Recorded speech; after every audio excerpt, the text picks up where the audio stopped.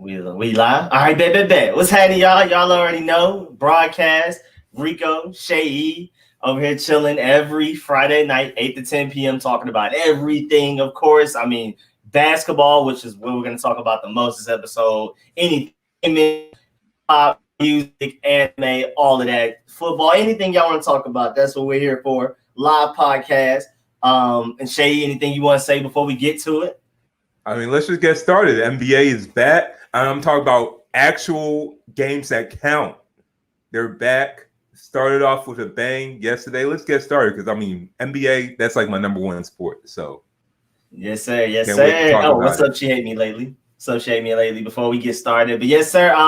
The only game I caught, honestly, I'm not even going to sit here and say I watched every game. I caught the Lakers and Clippers game. Okay. It was a good game. I was able to catch it. It was a good game. Then it was really fun.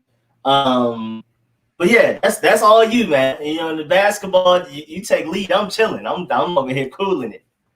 Yeah, well, Lakers and Clippers, of course, we all know, if you could just see from my name, that there were some people that weren't available for the Clippers.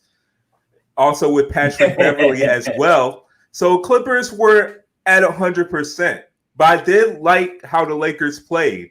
I liked how Dion Waiters played off the bench. Yes, just having that extra scorer coming off the bench when LeBron's out the floor, just having someone that can create their own shots, that is something that the Lakers needed. I also liked how Caruso played essentially that backup point guard position as well, because Rondo is a good point guard, but just for that Lakers team, it just doesn't fit because he can't shoot consistently. Yeah. And since he can't shoot consistently, it's not going to help when he's on the floor with Anthony Davis and LeBron James who have the ball. So Dion Waiters and LeBron literally can't be on the floor at the same time. It's just not productive basketball. Yeah, they can't. They sometimes they can make it work because both players have one of the highest IQs in the NBA game, but it's just still not feasible basketball. So I think they were playing better with Waiters and Caruso. I didn't say Waiters was trash, but I said he's not consistent. He's not a starter. He's not a starter, Kai Jones. But as a backup creator, I think that's where he should be best at for the rest of his career. Honestly, he definitely found his home with the Lakers. Of course, the Lakers still miss Avery Bradley. Having a 3-and-D, there's no way you can really replace that. But But Dion Waiters has stepped up nicely. The thing that caught me off guard, I knew the Clippers had Joakim Noah. I knew they picked up one of the Morris brothers. I didn't know they had Reggie Jackson. That literally, I was like, wait, when did they get Reggie Jackson? He was out there balling. They got Reggie Jackson during the deadline. That is wild. I missed that whole notification, that whole discussion, because he was a great starter for Detroit when the season Westbrook was hurt for the Thunder. Reggie Jackson stepped up and looked like an all-star that one season at least. So that's wild that they even have him. He's still young. Yeah, Reggie Jackson and Paul George are actually very close friends. So Paul George wanted Reggie Jackson to come to the Clippers. So that's how it essentially happened. And honestly, I forgot if it was a trade or Pistons just cut him and Clippers signed him. I think that's what it really was. Reggie Jackson's definitely a positive addition. They wanted to get Darren Collison, but Darren Collison decides to not come out of retirement. So, hey, Reggie Jackson's a very nice replacement out there. When Beverley comes back, he won't be starting because I just think defensively you need Beverley more. But for that second unit, just having Reggie Jackson for that second unit, giving that scoring, that playmaking, that is positive for the Clippers. The Clippers has got so much depth. Just the thing with the Clippers is they're never playing at the same time. Someone's either doing load management, someone's either hurt, someone's either getting chicken wings from Magic City. Like, they're never there at the same time. I think they've only started with 11 games together. They're 10-1 when everybody's there, when literally everybody, the starters and the bench is there, which is wild. Like you said, 10-1. 10-1, only 11 games. Only 11 games. And how many games they played this season? And I just looked into it. I just had to look up where Reggie Jackson was from. He's from Colorado. Like, he was born in Italy, raised in Colorado. Why are him and Paul George so close? NBA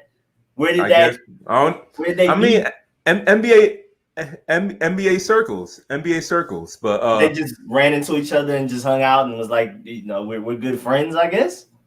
I honestly, when I read that they were friends, only reason I found that out was because when Reggie Jackson came on the team, they didn't mention that. Oh yeah, him and Paul George are very close friends. Like I'm just wondering like when they were never on the same team. But hey, NBA circles, and the things with NBA players is all of them know each other. Like all of them been playing together for years or been playing against each other. But from high school, they all go to the same camp, so you never know. You never know. Yeah. And yes, I am in the bathroom because it's the only place in my apartment that actually has good lighting. I'm dark skinned. Oh, I never knew that. This whole time we've been doing this, I never knew that. I never paid attention. Yes, I think just because now I got the door. I don't know. I don't even know how you figured it out, Rufio. Yeah, honestly, I have no idea what Rufio. I really don't know. That man is Sherlock homeless over there, boy. Yeah, blow my cover. I never even thought about it. I thought it was just the bedroom. You taught me something, Rufio. But yeah, man, no, that's wild. Reggie Jackson being there caught me off guard, and I thought I saw Patrick Beverley for a little bit out there. I just thought he didn't play that much, but I thought he was there. I thought they actually let him off the hook, and he was able to be there. But Lou Williams and Montrezl Harrell weren't there. But yeah, Reggie Jackson caught me off guard. I was like, wait, I knew they had Joakim Noah, and I was like, okay, I'm expecting that. Of course, he's going to get some minutes with Montrezl Harrell not there. He's going to be a great defensive presence. I like that one block he had on Anthony Davis when Anthony Davis posted him up. Oh, yeah. Nice move. As he was winning up, Joakim just went straight for the ball and knocked it out. So that was like showing what he could do. But then Anthony Davis, of course, got offended. Then he started talking trash to the Clippers bench and started posting up Joakim, splashing him down and stuff like that. It was a pretty funny game to watch. It was a lot of personality, especially without the fans there. With the digital digital fans look terrible. I like the idea. It looks so weird. It's like PS1 graphics. That's what they look like. Yeah, it was terrible. And like technically, they actually look like the video game fans. They actually look like video game fans from like older NBA games. Exactly. And then how big they are is unrealistic. Like they didn't make them human size. Like their heads, technically, like the way it was from where we are, the camera watching the game, their heads were like this big, like my arms, like all of this big. Technically, like the way that honestly, it was zoomed in. They're doing too much. We don't even care if we see people like from webcams. Like, just show the game. Like, I don't even care about the fans. They just doing too much. I didn't even think I'd see that, but yeah. It was weird. It was super weird how they did that. I mean, I appreciate the effort. And honestly, just like battle raps, I prefer for there to be no crowd. With basketball, I prefer a crowd, but that wasn't too bad. Like I actually kind of liked the way like it sounded, the way everything was working. It was a little weird. And again, it's not like battle rap, where battle rap I completely prefer for nobody else to be there but the two rappers. But with basketball, that was pretty cool. It wasn't as bad as I thought it would be, honestly. Yeah, it was pretty good. And going to the other game before the Lakers and Clippers was the Utah Jazz and the New Orleans Pelicans. Sorry, just had to New Orleans Pelicans. Yeah. Say what about I heard about Lonzo going through it. I saw the memes about Lonzo. I heard he was going through it, boy. I didn't see it, but I heard about it. It was trending on Twitter. I mean, yeah, he wasn't really doing too much, but Brandon Ingram was a player that was score. He was the best player out there for Brandon Ingram. I believe it, man. He was showing a little something on the Lakers before he got traded. Yeah, I'm saying like Brandon Ingram, honestly, like he's top 10 players under 25 years old in the NBA, and his potential is Paul George, if not even better. Like I'm really high on Brandon Ingram. Mm-hmm.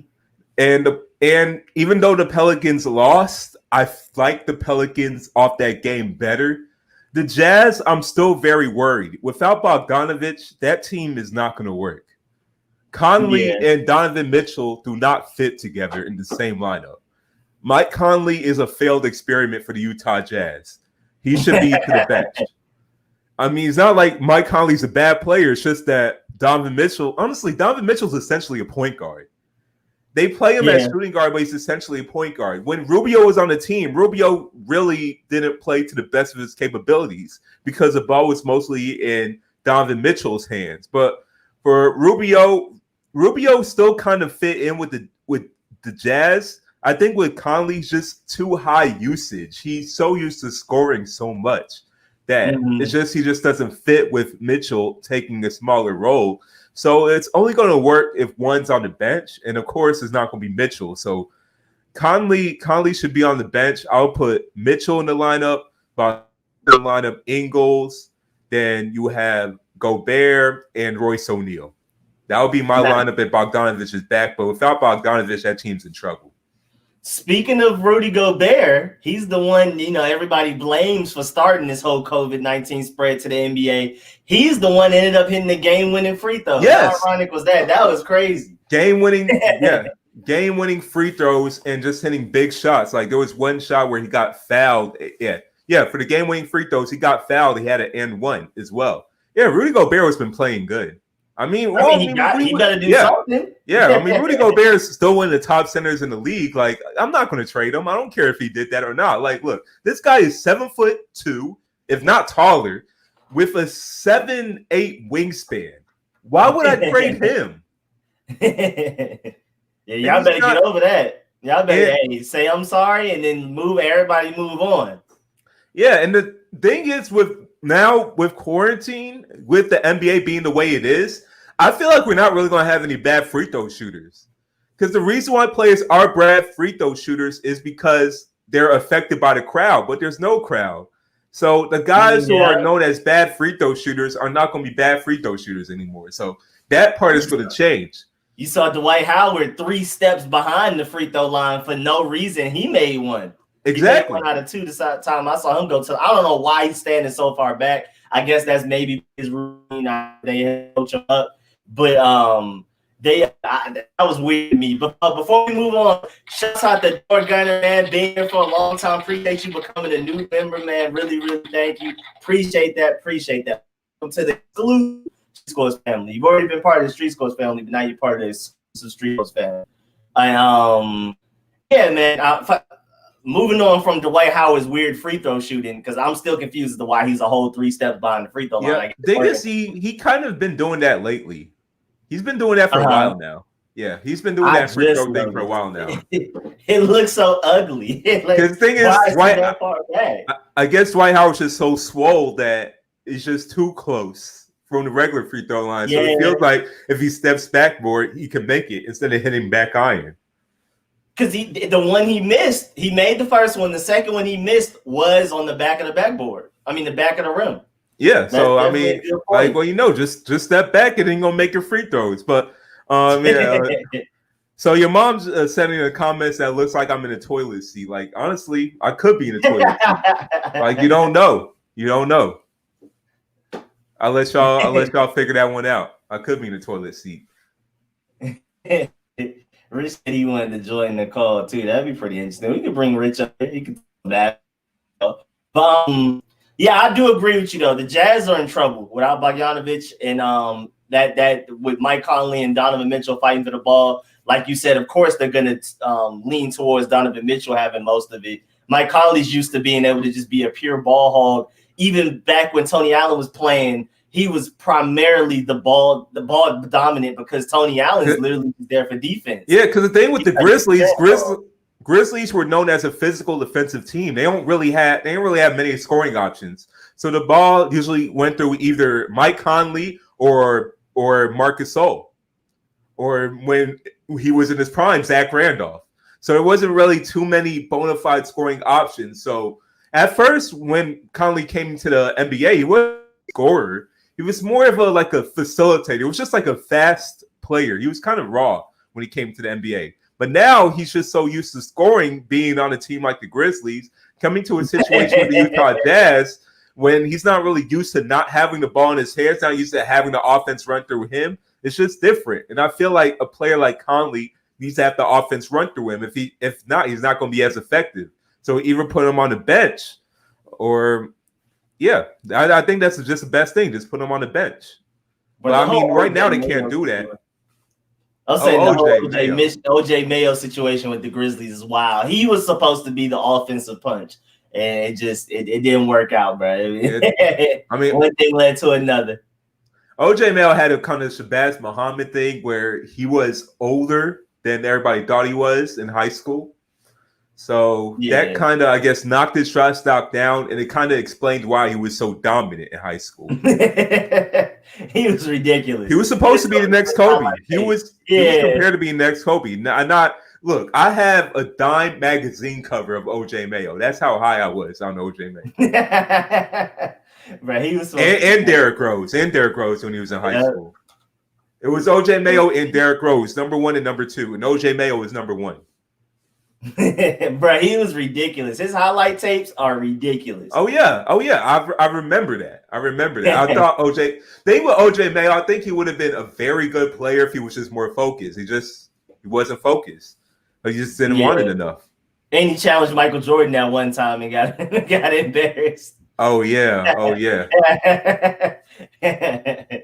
Yeah, man. Bro, the OJ Mayo situation is wild. But I definitely, even though the Pelicans lost, I feel like their future is way brighter. First of all, because Zion played 15 minutes or less, and it's reported that he had like 15 points. Yeah, I mean, he dominated in the short time he was there with a nice behind the back pass and everything. And then I heard quote, he said he was pissed that he only played 15in minutes. So I believe it. While they can.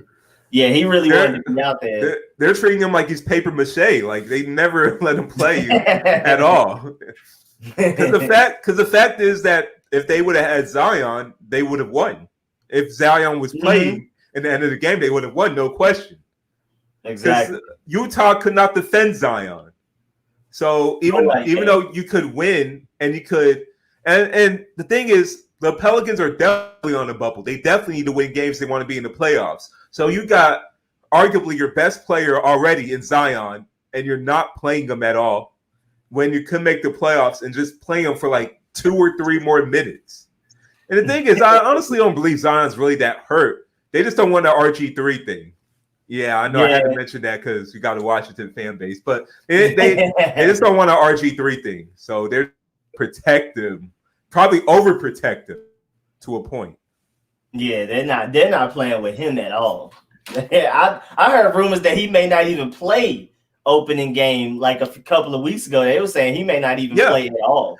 It was a surprise that he was playing because it was really up to the game time where they decided to let him play. Yeah. The thing is, Zion is impressed. Zion, if he does not get seriously hurt again, this guy's easily going to be a top 5 player in the NBA. No question. If he does not get hurt. Different. Think of, we're not just talking about the athleticism. Like you mentioned, the passing with Zion, the ability for him to just dribble up the floor. Once he gets a consistent jumper, defense, he can play the 5 position. He could probably play even the 3 position as well. He could do pretty much anything on the floor. It's just the thing I worry with Zion is he might get hurt because he reminds me a lot of Blake Griffin. When Blake Griffin came to the NBA, like his rookie year, which was actually his second season with the Clippers, but his rookie year, he was just like Zion. If you really think about it, he was jumping everywhere. He was dunking on everyone, and he looked virtually unstoppable. But just the way he played just added to his injuries. And then, like, the Blake Griffin you know right now, it's not that same Blake Griffin you know his rookie year. Exactly. Blake Griffin was supposed to be ridiculous coming out of Oklahoma.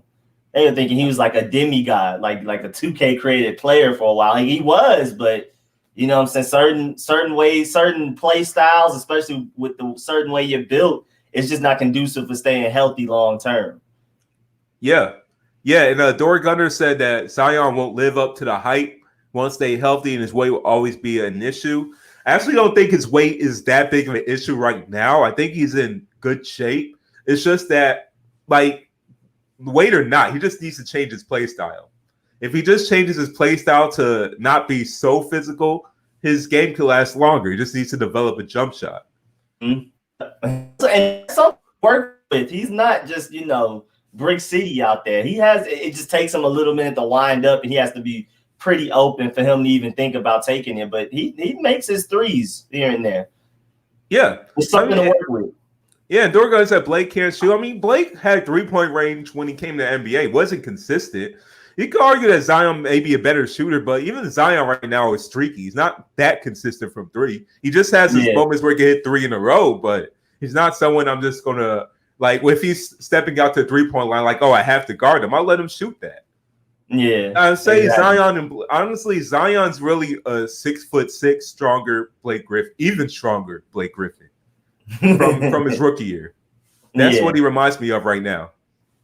And maybe with more defense too, just off of just he just has more hustle to him and athleticism.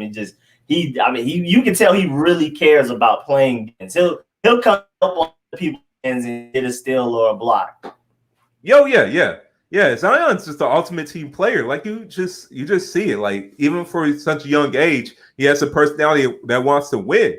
And of course, Dor Gunner said that given about 5 or 6 seasons, the weight will cause more injuries. Same thing with LeBron. LeBron came into the NBA. He was, at least by like the third year, he was like super swole. He was about 270, but then he slimmed down as he got older because he couldn't play that way. I mean, Zion could do the same thing, but right now it's not a problem. He just probably got to change his play style up because that could be a problem. Yeah, I definitely agree. But so I definitely feel like the Pelicans' outlook is fine. Even though they did lose their opening game, I'm more worried about the Jazz who won than the Pelicans who lost.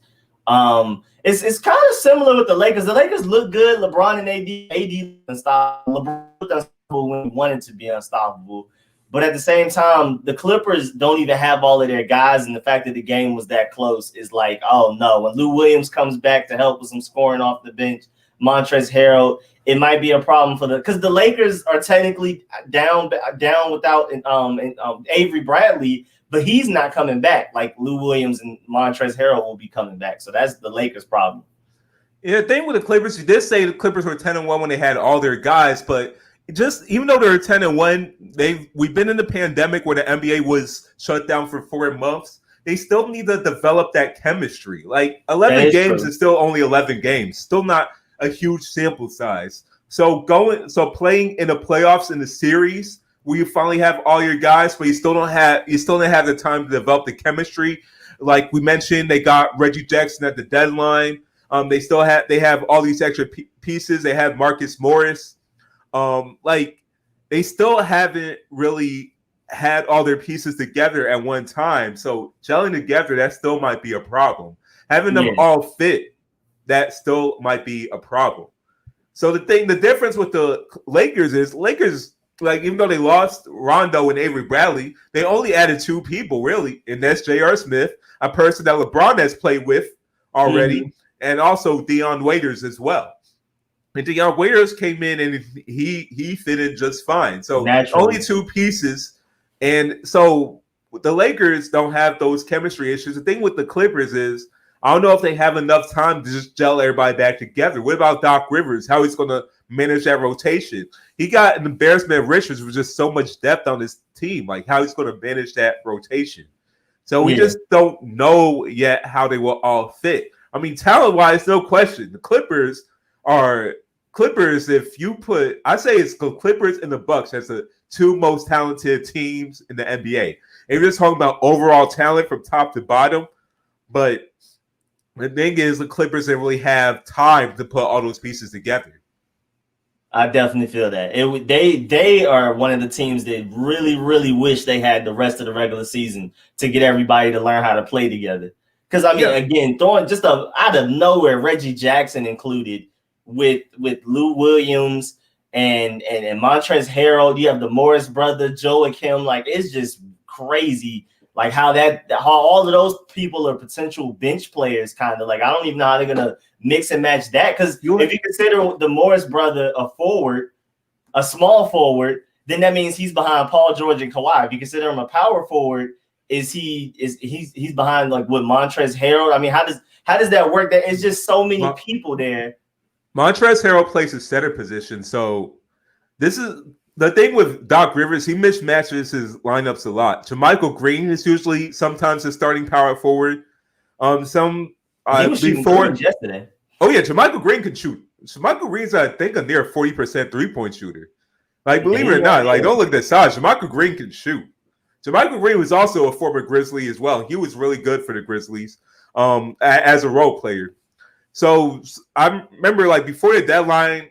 Doc Rivers had Marcus Morris at the 4, then Leonard and George at both wing positions. The thing with so many versatile players and just so many good players, Doc Rivers could really mix match lineups depending on who's on the floor.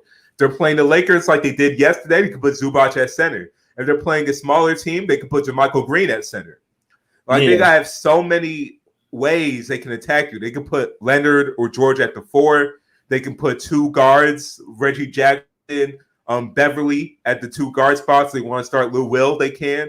They got so many ways they can attack you. So that's also another strength with the Clippers. It's just the thing, like I said, like you don't have time to have all these players gel together. It's honestly like an AAU team. Just like you just pick all the best players from each area, just put them together. Don't really have time to play. It's like exactly. And now I've always wondered who's the better between the Morris brothers. I've always wondered that, and they've never. Marcus Morris. Okay, Marcus Morris. Yeah, Marcus Morris. I mean, Markieff Morris has more size to him, and he's more physical. But Marcus Morris, just overall, like he's a near 20 a game scorer. So I gotta go Marcus Morris. In the beginning of their NBA careers, it's weird. In college, Marcus was always better. In the beginning of their NBA careers, Markieff was better, and now Marcus is better. Okay, that's dope. I've always wondered and never taken the time to truly investigate it. Because Markieff was the one that was on the Suns, right? Yes. Okay. And Marcus was on the Celtics and the Knicks. You know they already got the meme with J.R. Smith where the eyes squinted. He was like, which brother's on our team? Or when did they clone him or something? Honestly, can you even know? Do you even know if they switched jerseys or not? Like it could have been It could have been Markieff for the Clippers for all we know. Like they could literally just switch jerseys and no one can tell the difference. They could troll and do that. Unless when you step in the NBA locker room, you got to do a certain pass code, or the other one could just tell the other one the pass code. They literally could switch and be on different teams, whichever game they want to, and we would never know. The thing is, they probably already done that, and there's probably something they're going to say when they're retired or something like, "Oh yeah, Markieff, he's playing some Celtics game. So remember that big playoff game where you thought I scored like 20-something points? That was actually Markieff.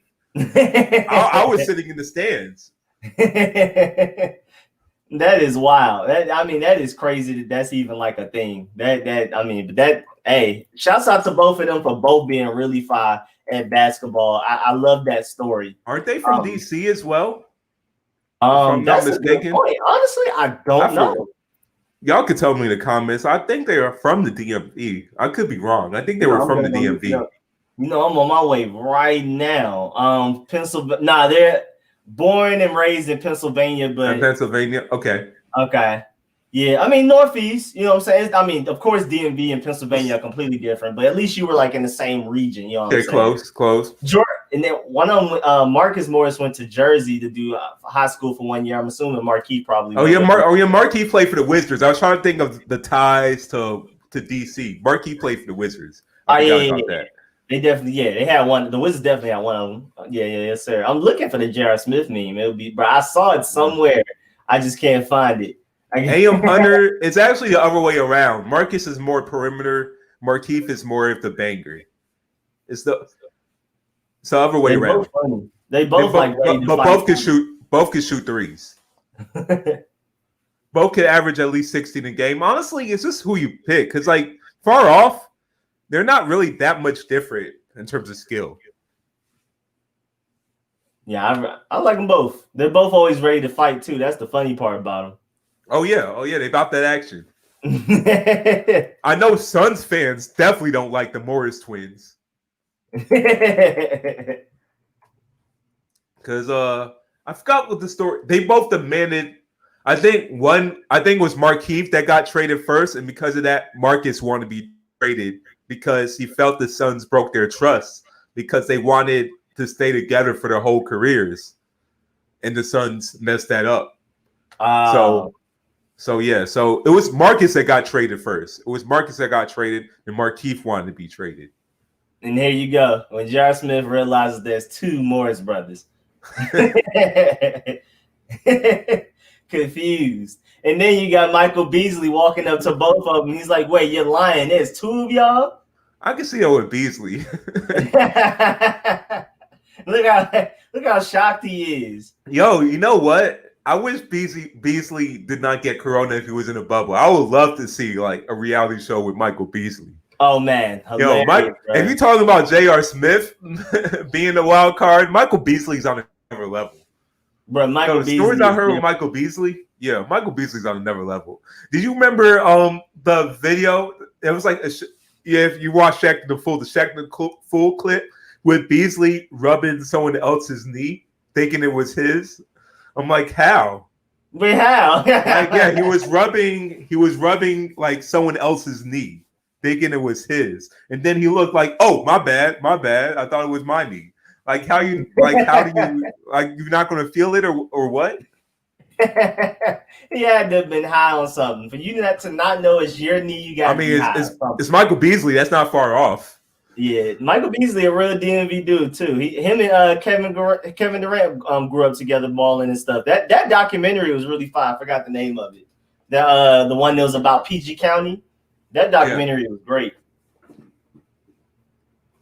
Yeah, what are you saying? I thought Michael Beasley was going to be 20-10 player. When I saw him in Kansas State, thought this guy was going to light up the NBA by storm. But it's like the OJ Mayo thing. He just really didn't want it enough. He didn't really care to be a star. Bro, I was in Vegas for the summer league the year he was getting drafted, and he didn't play in it. I was sick. I was like, man. Oh yeah, I was looking forward to that too. I was so high on Michael Beasley. Like I always thought Derrick Rose was number one pick, but I thought Michael Beasley was also going to be a superstar as well. Man, I was sick when Michael Beasley wasn't playing. He was there too. He was like in the stands chilling, but he wasn't playing. I was sick. I was at the summer league games. He wasn't playing. I was sad. They were trying to protect their investment. Yo, that Heat team, like just looking back at it, Wade should have won MVP that year. You're telling me his second best player was Michael Beasley on that team? And he brought that Heat team to, I believe, was 5th place. He should have won MVP that year, but LeBron won it that year. Dwayne Wade was averaging 35, 8, and 2 steals. He should have had MVP that year. He was the best player in the league that year. Yeah, man. A lot of people have been off MVP. Even LeBron should have won several that he wasn't given because they just didn't want to keep giving it to the same person over and over again. Kobe should have gotten in one of those Steve Nash years. Steve Nash got like 3 MVPs. That's what. Yeah, exactly. There was one year where Kobe averaged 35 a game. That was the year when he scored 81. And Steve Nash won the MVP that year just because Kobe didn't really have a team around him. The thing with the most valuable player too is, which I have a problem with, is it should go to most valuable player, not best player on best team. Yeah, that's what the media does every single year. Now, for this year, the best player on the best team might also be the most valuable player as well, in Giannis.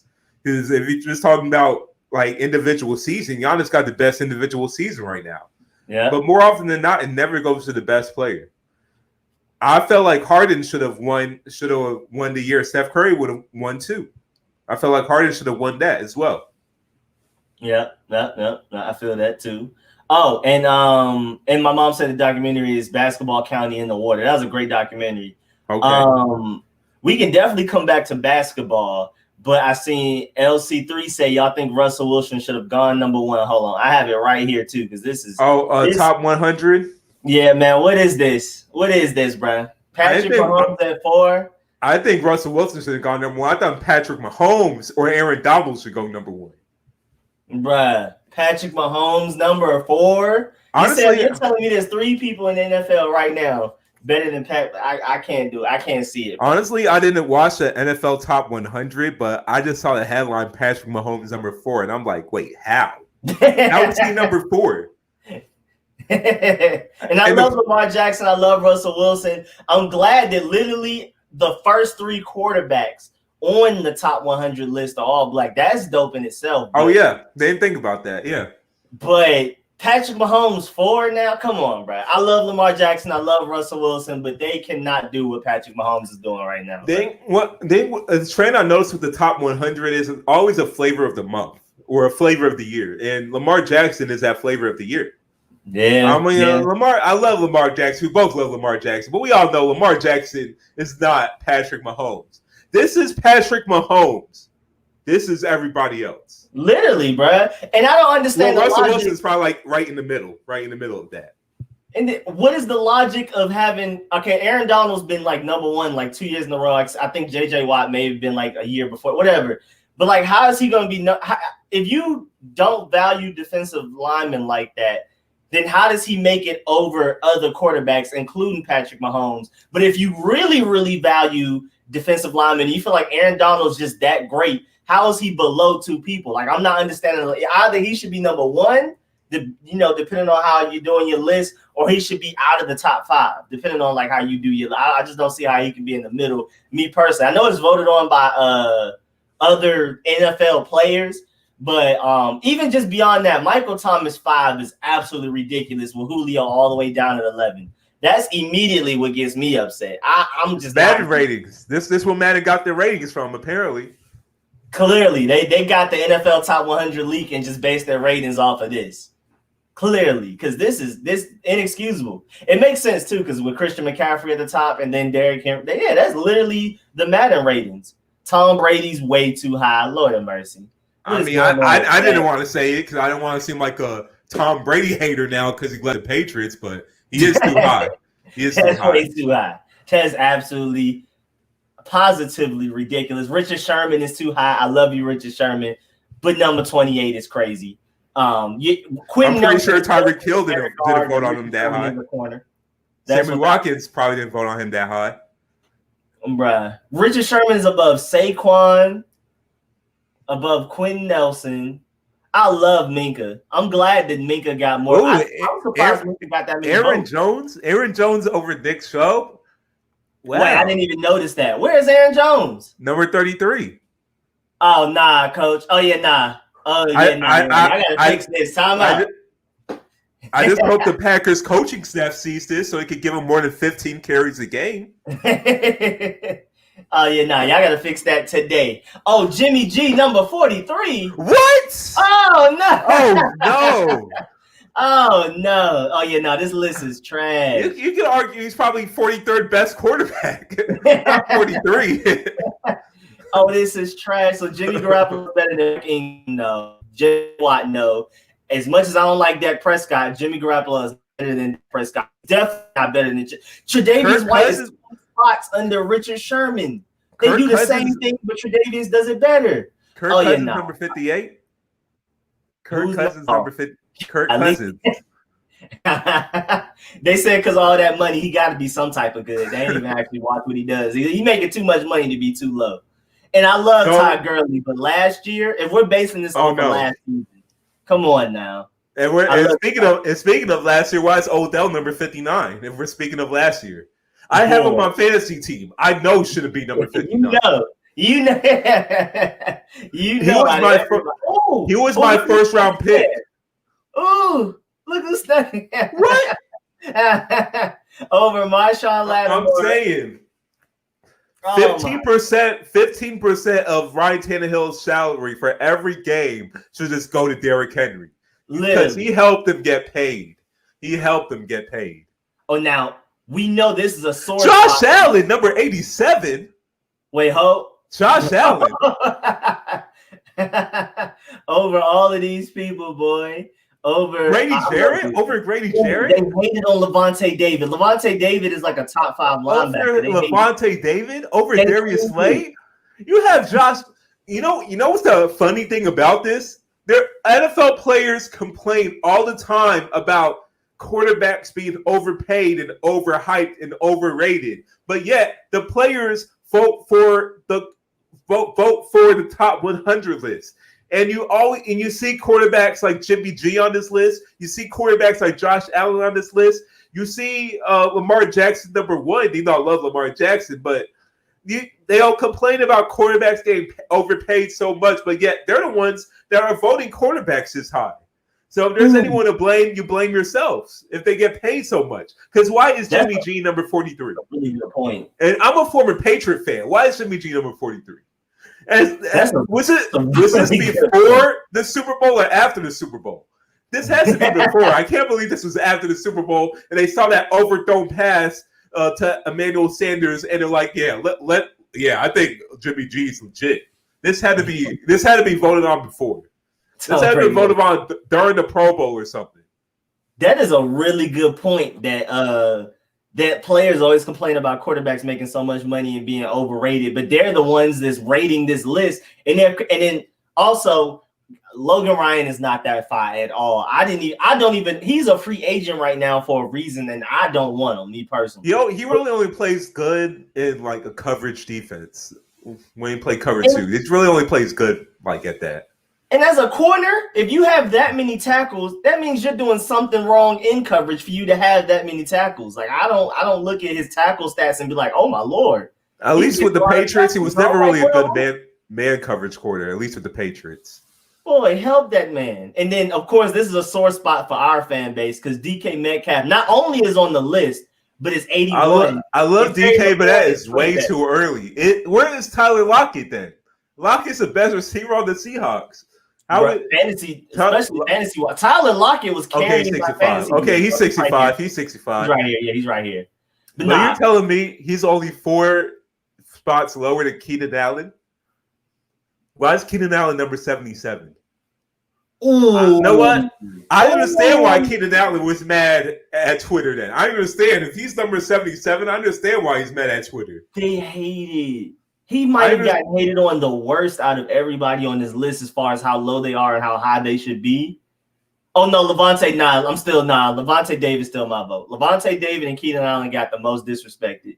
This is ridiculous. This is absolutely crazy. Devonte Davis is a top 5 linebacker, first of all. And again, for our fan base, DK Metcalf should not be better than Terry McLaurin at all. We all know it. Pro Football Focus knows it. Bleacher Report knows it. Everybody's upset. It's just that specifically.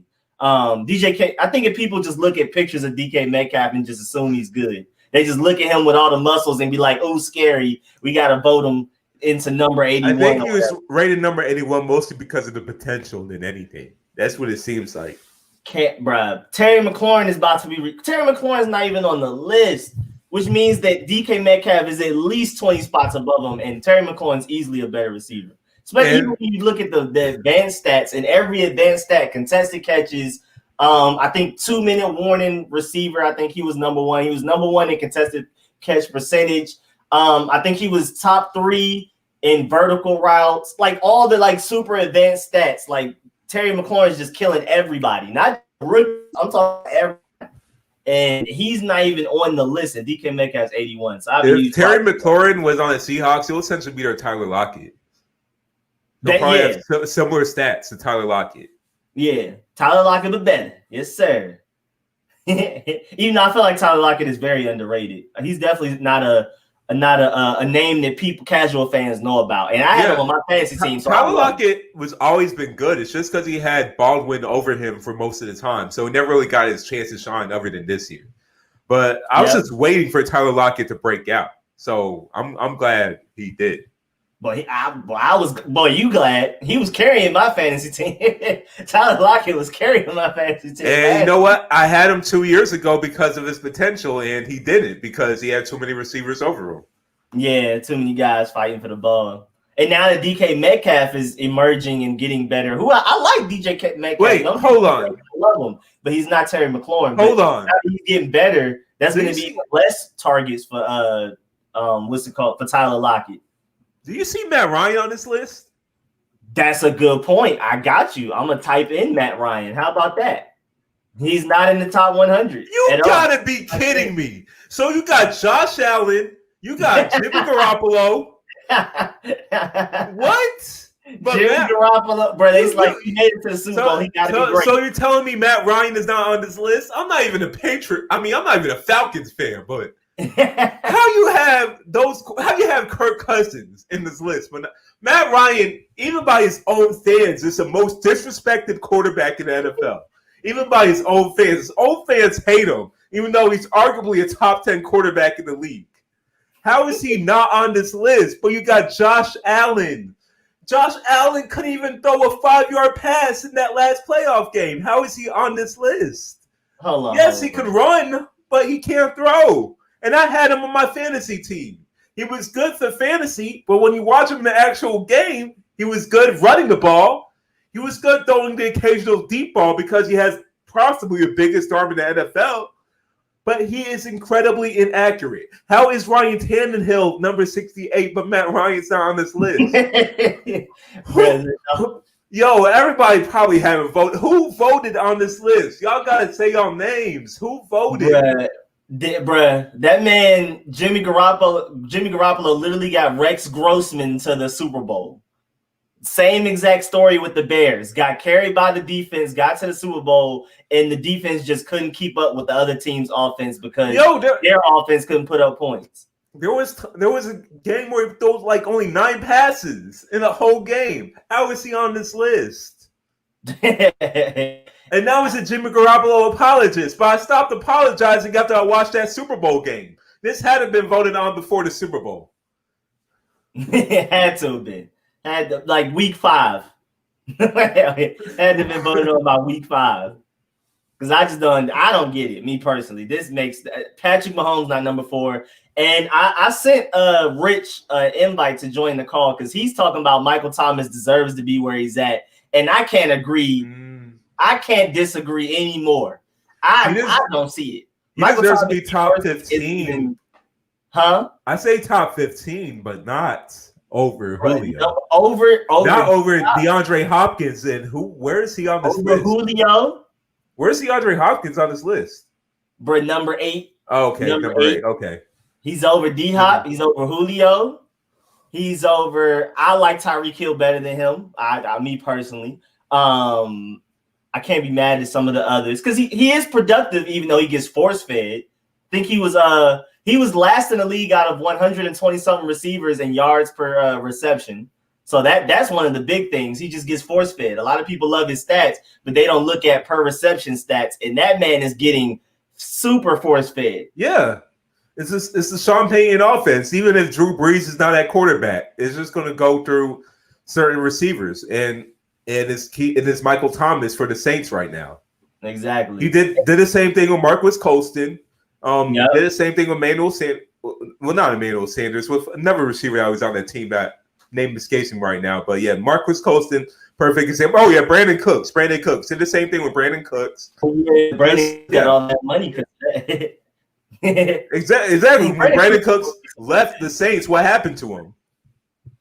Bro, concussion after concussion, poor baby. That too. But did you ever really think it was the number 1 receiver, number 1 caliber receiver, or number 2 at best? No. I mean, Brandon Cooks is always nice, but yeah, you could tell the Saints offense. You can tell it was more the Saints offense than Brandon Cooks. You could tell. Yeah.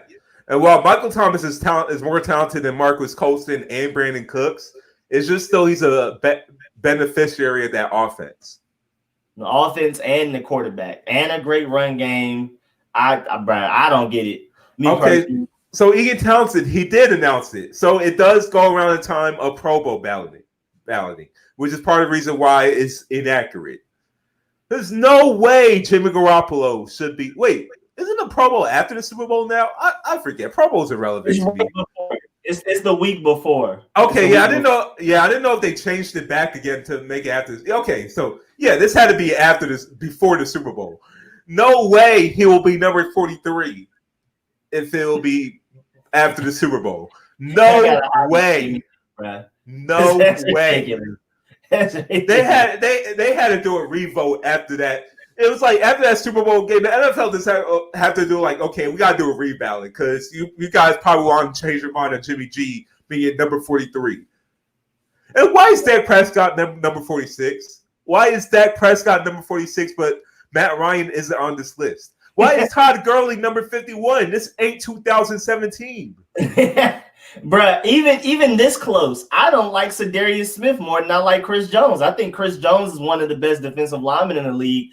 I like Zadarius Smith, but I don't think he's a top 5 edge rusher in this league. So I'm not even something like that close. I'm a little confused. I feel like Devonte Adams may be a little too far down. Why is Marcus Buckner's too far down? Why is Marcus I'll get an interception or blow a touchdown? Peters is number 53. Wait, I didn't even. Bro, Marcus Peters is one of my favorite football players of all time off the field, personality wise. But he should not be 53. That is wild. Him and Logan Ryan are way too high in this list. Way too high. I think Marcus Peters said y'all better vote me up there. I'm gonna beat y'all up. I think that's probably.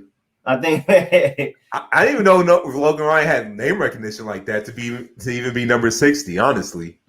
I'm confused. I thought it was a popularity contest. When we get to Logan Ryan, and he's not that popular. Is Patrick Peterson on this list? Oh, that's a good one. Let me see. Yo, we gotta be on this. You gotta be kidding me. I don't think so, bro. Oh, no Patrick Peterson. None. Richard Sherman all the way at the top, 28. Yes, sir. How many cornerbacks are above Richard Sherman? But Patrick Peterson was suspended, so I don't know if that factored in.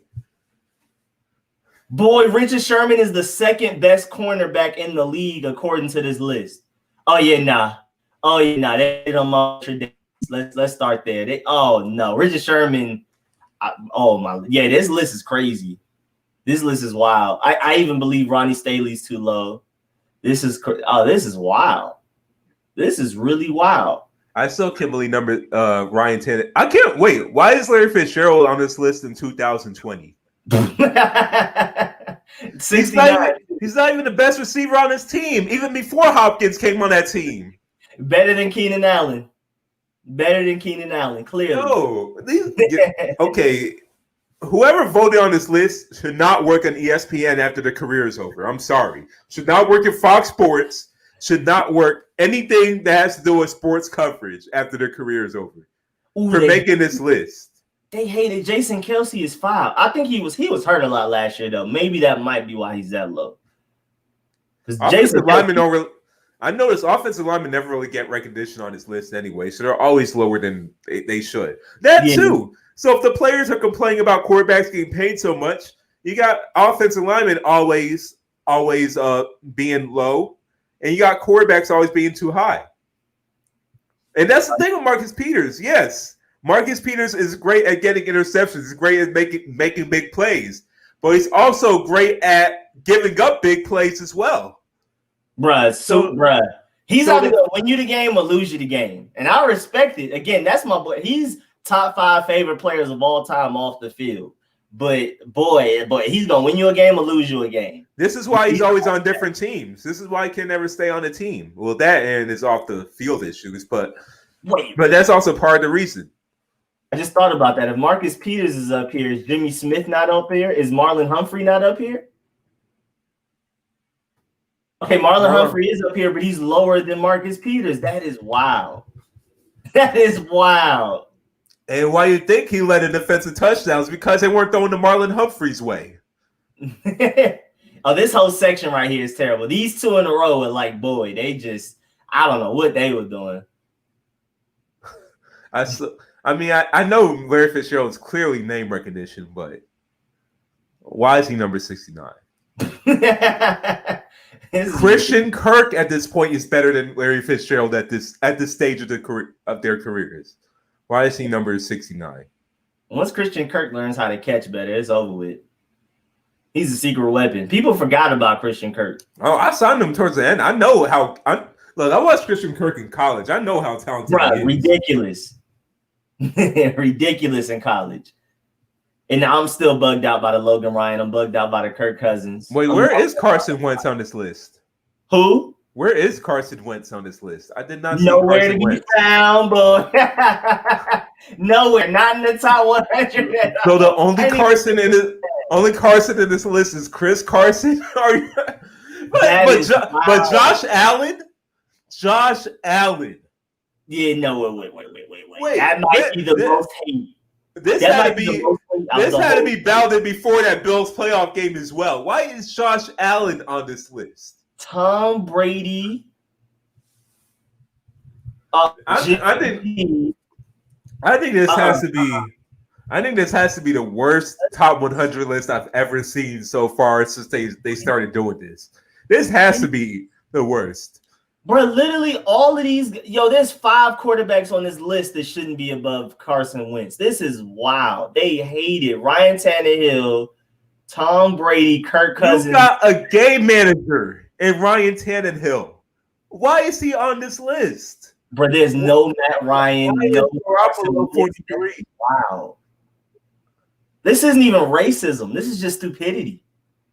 Like, there's no Carson Wentz and no Matt Ryan in the top 100 at all, but you got Josh Allen and Tom Brady. Jimmy G is, oh my Lord, bro, top 40, top 50. That is wild, bro. He literally got Rex Grossman to the Super Bowl. This is evidence that not every athlete is going to be a good analyst. This is evidence right here. If you want to see, like, this is why they get hired often. Exactly. I mean, you can have your Matt Barnes, who are great, but then you can have your Kendrick Perkins. So, and this is evidence. All right, and then Rich said he's ready to defend his point about Michael Thomas. Rich, you there? Hello? Oh, we can't hear you. You can't hear you. Try to see if you're on mute. Your computer's on mute or something. Oh, and Jay-Z, no Washington football team players are there. No Brandon Sheriff. No, I can see Ryan Kerrigan. He got hurt, maybe, I guess, but still no Ryan Kerrigan. No McLaurin, which is absolutely ridiculous.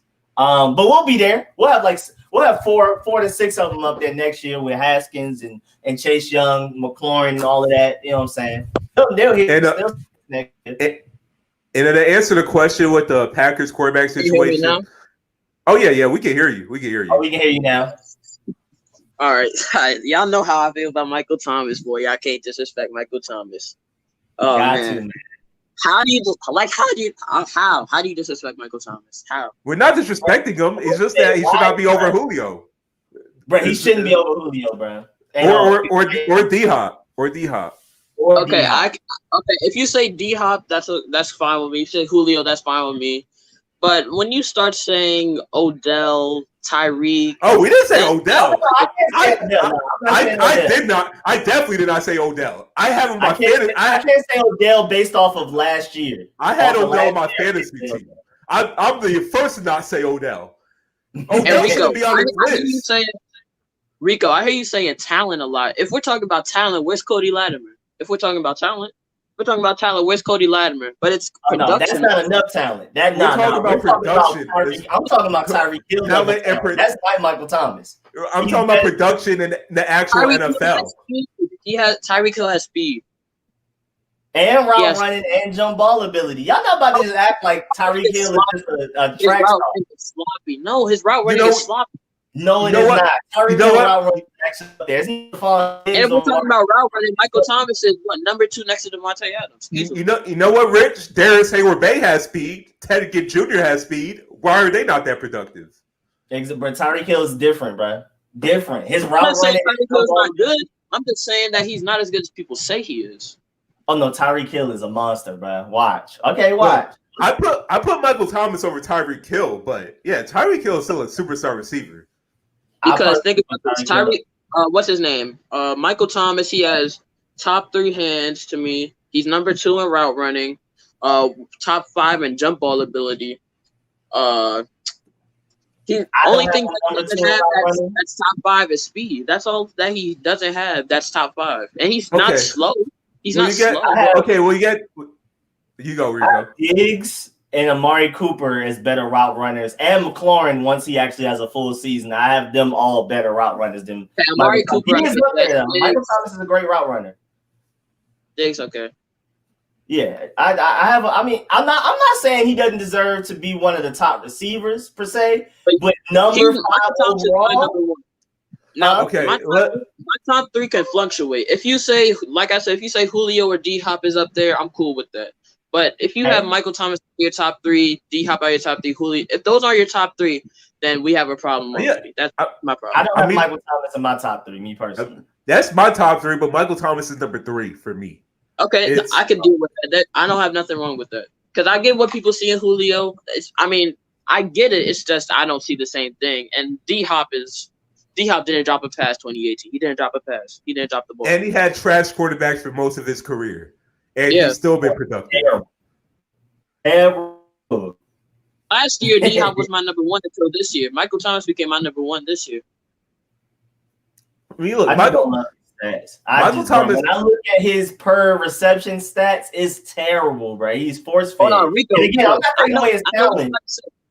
I know what you're about to say. You're about to say he's force fed, and you just said it. Right, but the thing is, you say he runs slants, digs, all of that. I mean, he's still great deep ball. It's just not the offense that they run.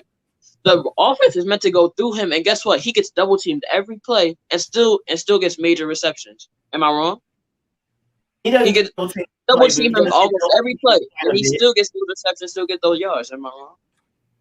Yeah, he does. Hey, man, he does his thing. I mean, the offense is built around him to succeed, though. You got to also, that Saints offense with Sean Payton, Drew Brees.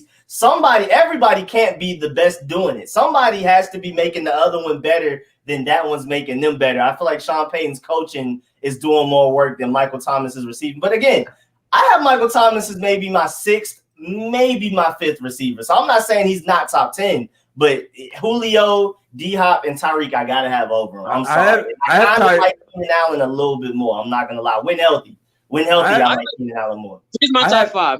Here's my top five. Let's all do top fives. I got 1 Michael Thomas, 2 D-Hop, 3 Julio, 4 I had Devonte, and 5 I have Keenan Allen. Keenan Allen is super underrated. Super.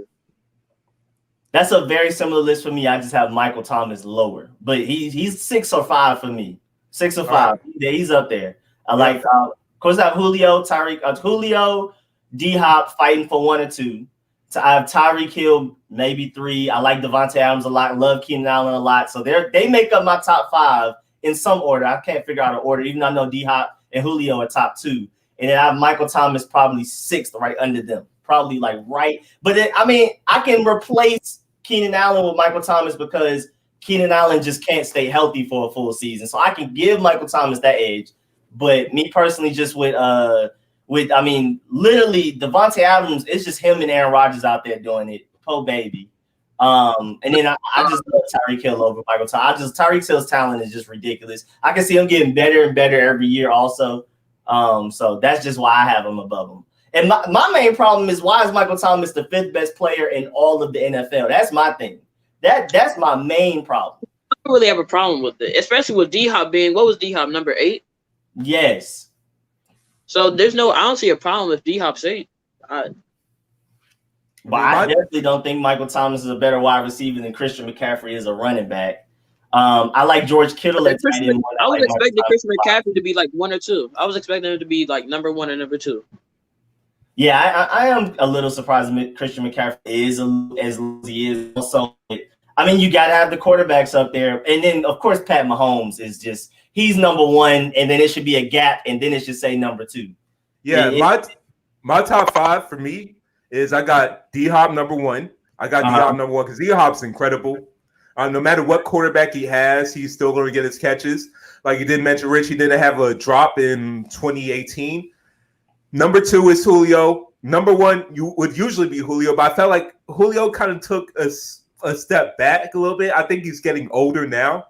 So now he's starting to slow down a little bit. But even slowing down, he's still a top 3 receiver. Got him number 2. Number 3 is Michael Thomas. So I'm kind of in the middle, where Michael Thomas, to me, he's a great receiver. He is a great receiver, the best receiver the Saints has had in a long time since Joe Horn. They can argue he's even better than Joe Horn. But I can give him that. Like what Rico said, he does get force fed, but to Rich's credit, he's also a very versatile receiver, and he proved this season very productive. He proved that he didn't need Drew Brees to get those stats. Number 4, I got Tyree Kill. You made the point, Rico, that Michael Thomas gets force-fed, but without Patrick Mahomes, does Tyree Kill still get those amazing stats? He is the beneficiary of a legendary quarterback. And a big arm, a quarterback with a big arm. If he had Alex Smith again, will he have those stats? But to get the backfield, exactly. We're gonna have to give him the ball somewhere else. So I feel like Tyree Kill also benefits from having a quarterback with a big arm, and that helps him as well. Number 5, I got Devonte Adams, and honestly, I could put Devonte Adams and Tyree Kill are interchangeable to me. Devonte Adams, He doesn't get the respect he deserves. Sometimes, like the number 2 receiver on the Packers is like changing every week. There's like an interchangeable number 2 receiver. They have no credible receiver outside of Devonte Adams, and he gets double covered, triple covered, and he'll still make plays. Yeah, I agree. No, yeah. One of the number 2. You go, Rico. Oh, I was just saying one of the number 2s was the guy that Rico put me onto during the draft. I think it was 2018, 2017 draft, Alan Lazard. And he was balling for the Packers, and he would have been a great undrafted free agent for us, but he went his separate ways. Alan Lazard was productive, but then you had him, I still can just St. Brown. I cannot never say his first name. I think it's Marquise or Marquavius or something. You're talking about Valdez Scantling. That's what you're talking about. Valdez Scantling. Okay, yeah, they have so many receivers with long names, so it's kind of St. Brown. I will not pronounce that. Balls of the NFL. Yeah, I even though I got a name that people can pronounce, I cannot. I refuse to even try to say that. At least yours is like because of your nationality and everything, your ethnicity. He literally made those names because he wanted his children to have fancy names. Like his last name isn't even St. Brown. He made their name St. Brown because like LeVar Ball, but honestly a little bit crazier. People just don't talk about him. All his kids have like crazy names, like they all German. And you have to look at the documentary behind that family. It's crazy. It's literally wilder than LeVar Ball with the Lonzo Ball and all of them. It's crazy. I hope Ball's actual LeVar's last name. Please tell me Ball's actual. Oh yeah, actually, I'm pretty. Okay, just making sure. I can see how it couldn't be. Yeah, just making sure. What was your top 5, Rico? Oh wait, you said you didn't have you said you had players, but you didn't have an order. Oh yeah. My top 5. I mean, I already know D-Hop and Julio, 1 or 2. Just every way. If you want to do just off of athleticism, Julio, you want to do it off of just I can put a team on my back, D-Hop, interchange them 1A, 1B, and then number 3, 4, and 5. I can't really put them in much of an order for myself, but I know Tyree Kill, Devonte Adams, Keenan Allen. When healthy, I got to emphasize when healthy, and Michael Thomas will be 6th, kind of on the outside. I love Keenan Allen. Right there. I love Keenan Allen, but I won't put him top 5 just because he plays his slot mostly as well. Well, that's I guess the same you thing with Michael Thomas. Make the argument. Yeah, you make the argument with Michael Thomas, but I guess you could say the same thing with him. Yeah. But at times when Mike Williams is in the lineup, it looks like Mike Williams is the number 1 receiver, and Keenan Allen, even though he's better, but it's like number 2 receiver because Mike Williams plays outside. I can see that. Mike Williams has moments where he's going crazy. I see that. I can see that. I just like Keenan Allen's talent, like looking at it just on paper, traits, what he can do, what he can't do. Yeah, he's still top 10 for me. Yeah. But that's even with just explaining why I'm just so upset with this list. So wait, Rico. So you'll put Keenan Allen over Mike Evans and Chris Godwin because they were having that little Twitter beef over there. I don't know, man. Mike Evans I don't know. It's hard for me to put Mike Evans above Keenan Allen in my list, honestly. As tall as he is, as unguardable as he is. Hey, Mike Evans said that Keenan Allen's not on his level. And he says that he and Keenan Allen knows that, like, you're not on my level. That debate is really interesting. I'm actually curious as to how y'all feel about that, because honestly, I do feel like Keenan Allen slightly. I don't know. It's hard. Mike Evans has all the potential in the world, but he'll just disappear for 2 games. I don't know. It's hard. I want to see how y'all feel about it. If y'all can in a way that I can't, because does he disappear for 2 games just because of him, or because Jameis Winston was his quarterback? And Jameis Winston had a bad game. A good point. Jameis Winston is the most inconsistent quarterback probably of all time. One week he'll play like a future Hall of Famer. The next week he'll play like he shouldn't even be in the NFL.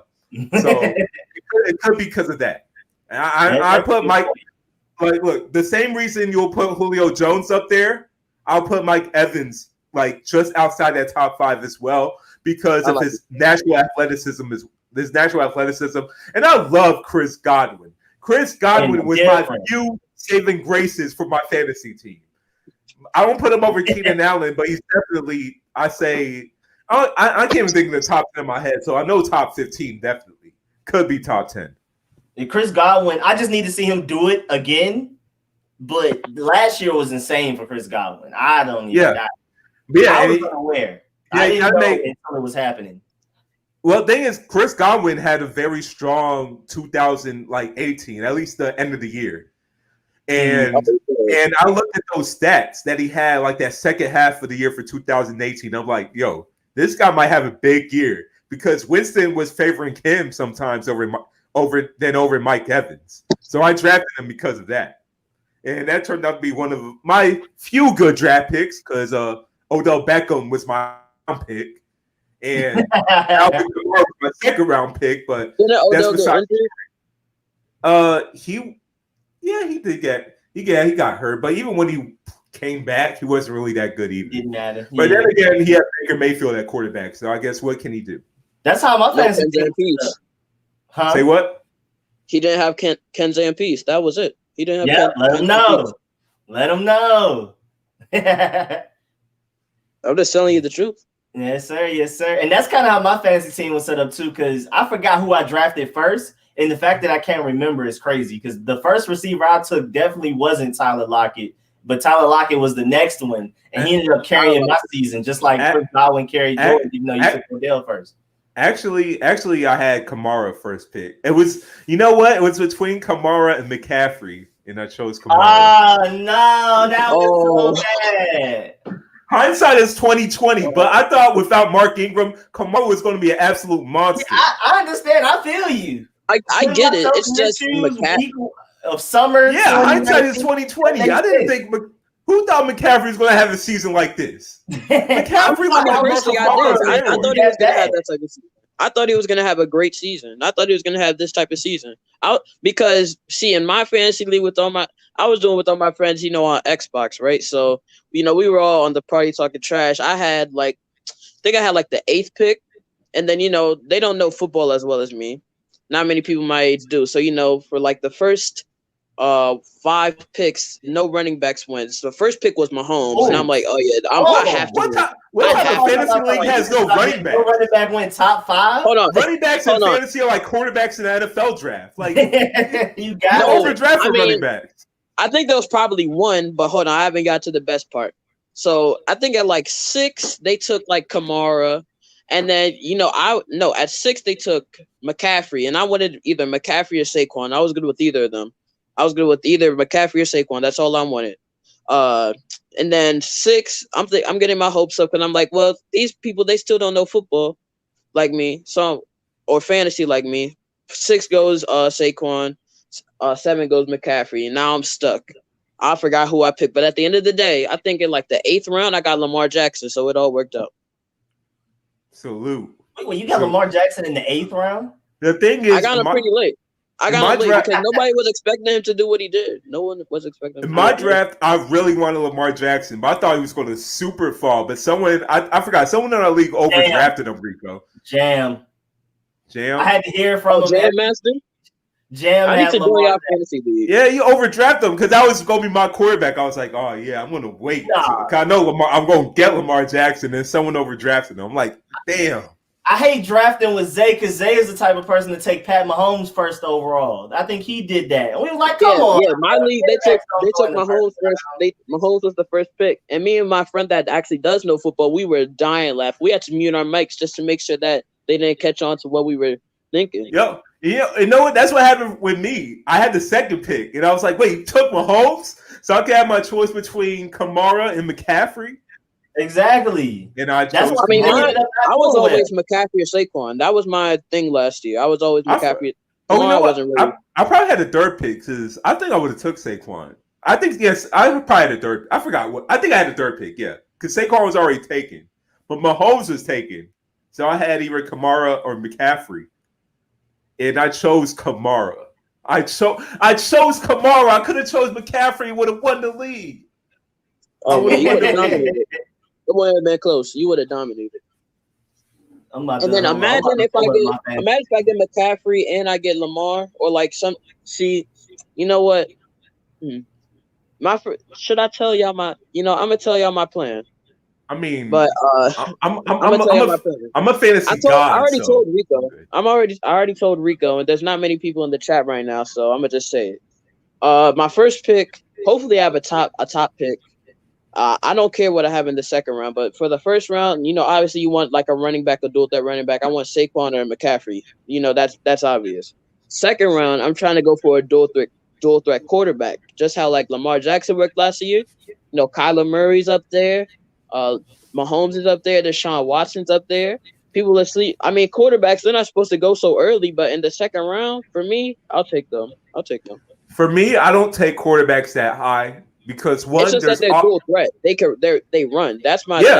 I could take a Josh Allen lower, and that was my philosophy. Look, I could take a quarterback who's actually not that good, like in the actual NFL game, but be good in fantasy. Like Blake Bortles is also like my quarterback of choice when he was playing for the Jaguars too, because he might suck in real life, but in fantasy, just because he gets garbage time stats and he'll run for the occasional touchdown, he was good.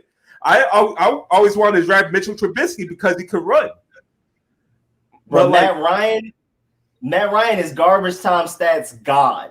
He's for the Falcons, so he got to be. He'll go into halftime with 1 touchdown, an interception, and 130 yards. By the end of the game, 300 yards, 4 touchdowns. Garbage time stats god. Love him. I need to see if the sleepers were garbage. That's a real thing. That is a real thing. So I need to see. Blake Bortles was garbage stats Hall of Fame. He was like the Dan Marino of garbage. I love Blake Bortles. There was games that got me like 30 or 40 points. And the thing is, he was bad in real life, but in fantasy, he was like a top quarterback. I love it. This is my Jameis team. Winston too. I had Jameis Winston as my backup. Oh, yeah, Jameis Winston was great for me. Great, because you don't lose that many points from interception. So, hey, go out there and throw it as much as you want. Exactly. That's a smart pick. Last year, that would have been a smart pick because they don't really charge for interceptions one time. I mean, that much. But my first year playing... It's not that big of a penalty. Yeah, my first year playing fantasy, it was like... I think my first year was 2018 playing fantasy. But I think I drafted the Saints defense. They were coming off a big year because, Marshawn Lattimore went crazy. Cameron Jordan was doing this thing. They just had a great defense. I cut them week 1 because they scored -4 points for me the first week. I just cut them. They were gone. -4 points. I was just like, no, I don't care how good you do for the rest of the season. You don't have my respect. No, so this is what I'm showing on the screen is my fantasy team last year, week 1, because I was going to show y'all it, but then I remember you make so many changes throughout the year. So this is why I drafted. Hindsight, of course, this looks bad, but you better thank me for you having Christian McCaffrey. You got to thank me for that. Oh yeah, I got Christian McCaffrey with like the 4th or 5th pick, which is why he carried. The whole team was on his back. I was called. That was the biggest regret of my life. That was the biggest regret of my life. I was calling him Derry Sanders all season, boy. He was literally carrying my fantasy team. Him, Matt Ryan, and Tyler Lockett were my entire fantasy league. The whole thing. Josh Jacobs is good too. David Johnson, based off of what he did in the past, coming off an injury, I thought he was going to be crazy. That was terrible. I ended up with Kenyon Drake, so I was still happy. T.Y. Kenyon Drake, he's a sleeper pick this year. Kenyon Drake is a sleeper pick this year. Oh yeah, he's from my town. Powder Springs greatest right there. Kenyon Drake.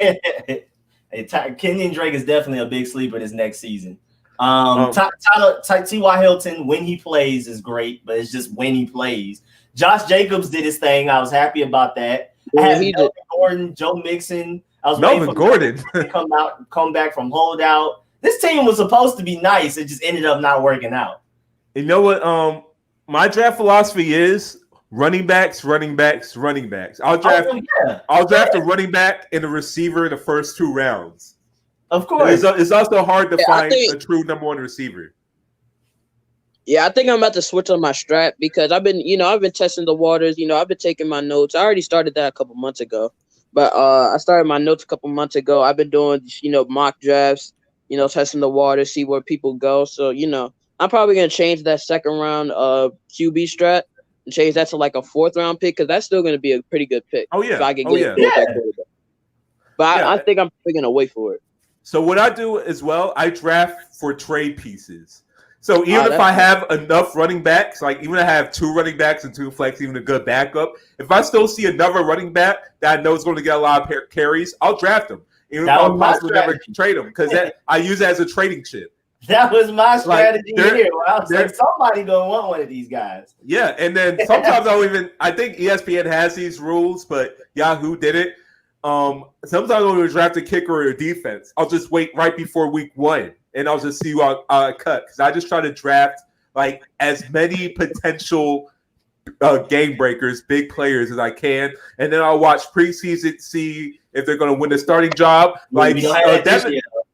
Oh yeah, of course not. But Devin Singletary, he was my project. I drafted him like in mid to late rounds because I knew he had talent. It was just a matter of when Frank Gore was going to give it up or not. And then when he did, he became big, so I started him. But he was like one of those extra running backs I had as trading pieces.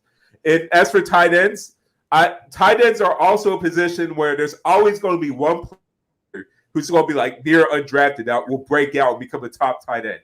Last year was Darren Waller. A couple years ago was George Kittle. So I know that. So I just draft a tight end that has a lot of athletic ability, and then hopefully they could break out. Like OJ Howard has been my go-to picks. Usually, like, of course, he didn't work out, but when I started, Darren Waller had that big game. Like for week 1, I signed him immediately, and it became my tight end for the rest of the year. I put a higher emphasis, honestly, on free agency. For me, for the draft, the first 4 rounds are important. But after that, I put a higher emphasis on free agency. And I just take a look on preseason games or week 1 to see who is my top free agency players. Because the leagues that I've won have been the basis off my free agency picks. Like I won the league when Larry Johnson was a free agent. And I've been playing fantasy since I was like 12. So when Larry Johnson was like a free agent for the in fantasy, when I think Priest Holmes got injured and Larry Johnson got the starting spot, I signed him immediately, and the rest is history. And I won that league. Bro, I was eating off of free agency, but I picked up Ryan Tannehill when he had that run, as you can see on the screen. I had Melvin Gordon still sitting on my team. He finally came back. Cortland Sutton started going crazy for him. You released Cortland Sutton, and I signed him at the end of the year. Yeah, I signed DJ Moore too. I also signed DJ Moore as well. Yeah, Cortland Sutton had like 2 games. I was like, you know what? I'm about to go ahead and look another way. My free agent sleeper that I think I got him like mid last year. Raheem Mostert, and everybody was like, "Who is Mostert?" Man, he killed them. He killed them. You're gonna know who he is by the end of this year. And guess what? That man was a beast. He did his thing.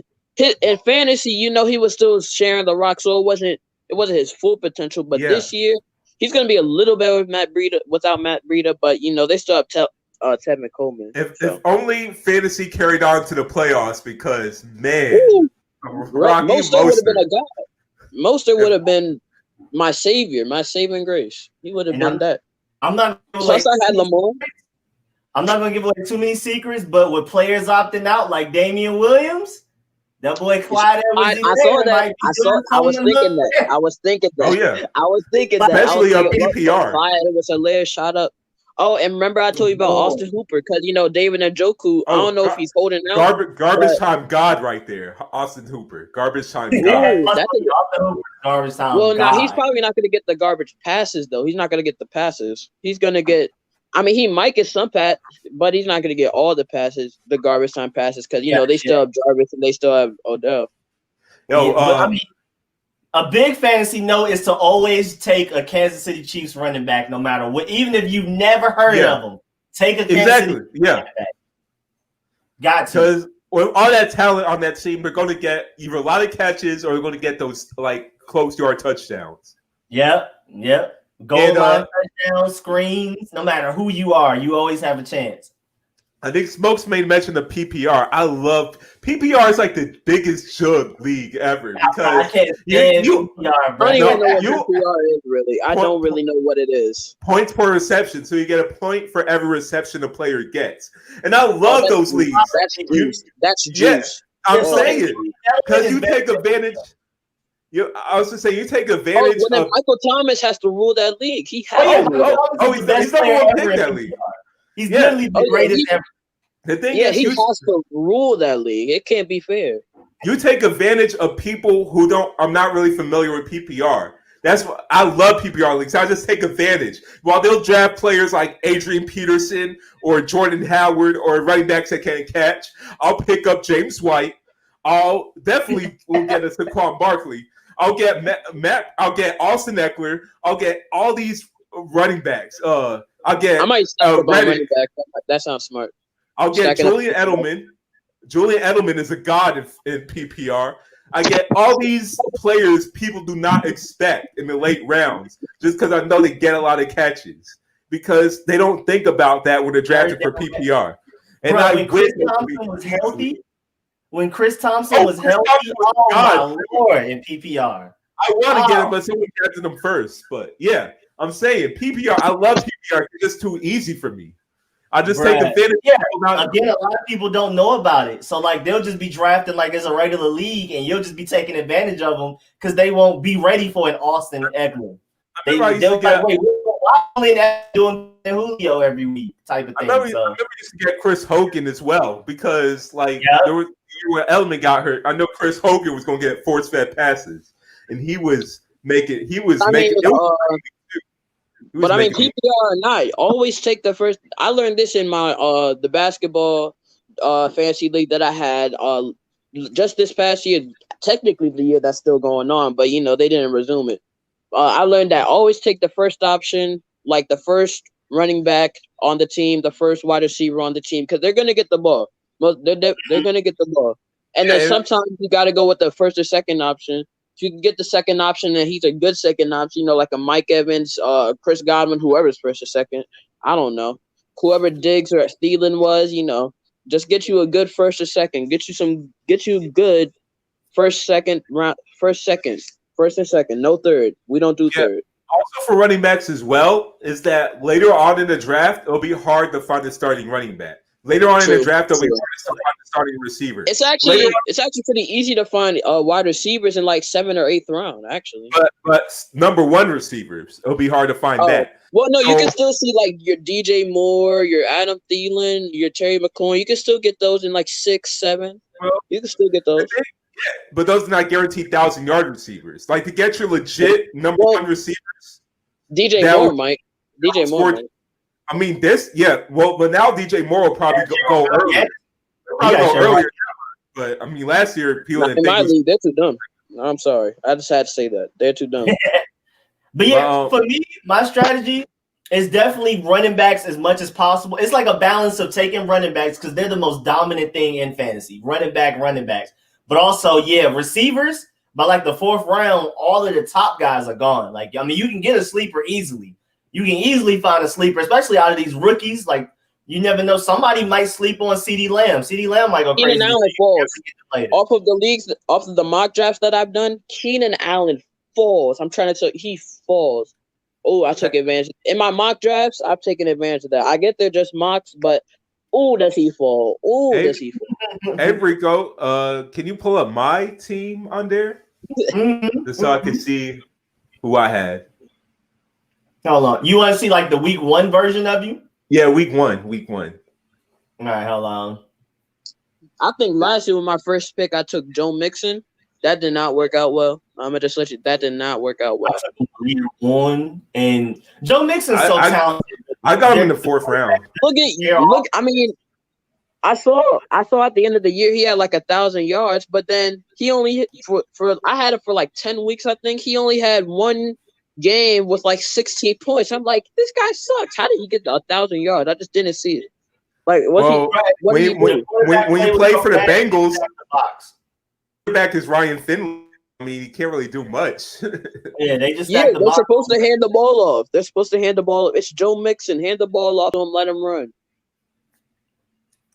Oh, and Smokes, you do not want it at all. You do not want it. PPR league, I'm a god. You do not want it. That boy Smokes talking.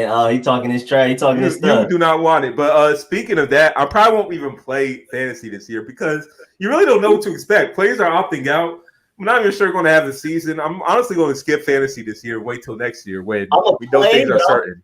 I don't think I'm putting money on anything. I think I'm scared to put money on anything. Oh yeah, if I play, I'm still gonna do it. I just do it for fun. Yeah, I do it for fun, so I'll do it. I've been a prize fighter for fantasy. I only play for money now usually, but I'm definitely not playing for money this season. That man, you said get your bread up. Because what was it? I think it was again 2018, my first year. I was in the same fantasy league, and then I was on vacation, and then I walked in the room, the TV was on. It was like Steelers versus Packers preseason, something like that. And then I saw James Conner. He was just going crazy, and I'm like, well, I think that was the year Le'Veon held out, and like I already knew he was like injured or held out or something. So I'm like, hey, this is gonna be a good pick. Ended up, my friend took him. He didn't know what he was doing, but he took him. So, and then last year. After the first year with Jared Cook and the Raiders, I mean the Raiders, and they had and Jared Cook was just eating. I could tell. Oh yeah, John Gruden, he's a tight end guy. I just knew that. And then same thing happened last year. Oh yeah, Gruden loves tight ends. Somebody took Darren Waller. I didn't know who the starting tight end was, but whoever the Raiders tight end was, I knew was gonna ball out. So somebody took them. They didn't know what they were doing. I thought I could take them in free agency. Hey, Rich, if you play in a money league, you're definitely going to find people who know what they're doing. When you play in leagues that don't have money, but yeah, what I'm saying, if you want to put yourself to a challenge, you got to play in a money league because that's where you got people who take it seriously, and that's when it's going to be an actual challenge. Next year, because I'm about to go to I just got out of 8th grade. I'm going to high school, so I'm about to meet a whole bunch of new people. Hopefully they know what they're doing, and we can put some money on it.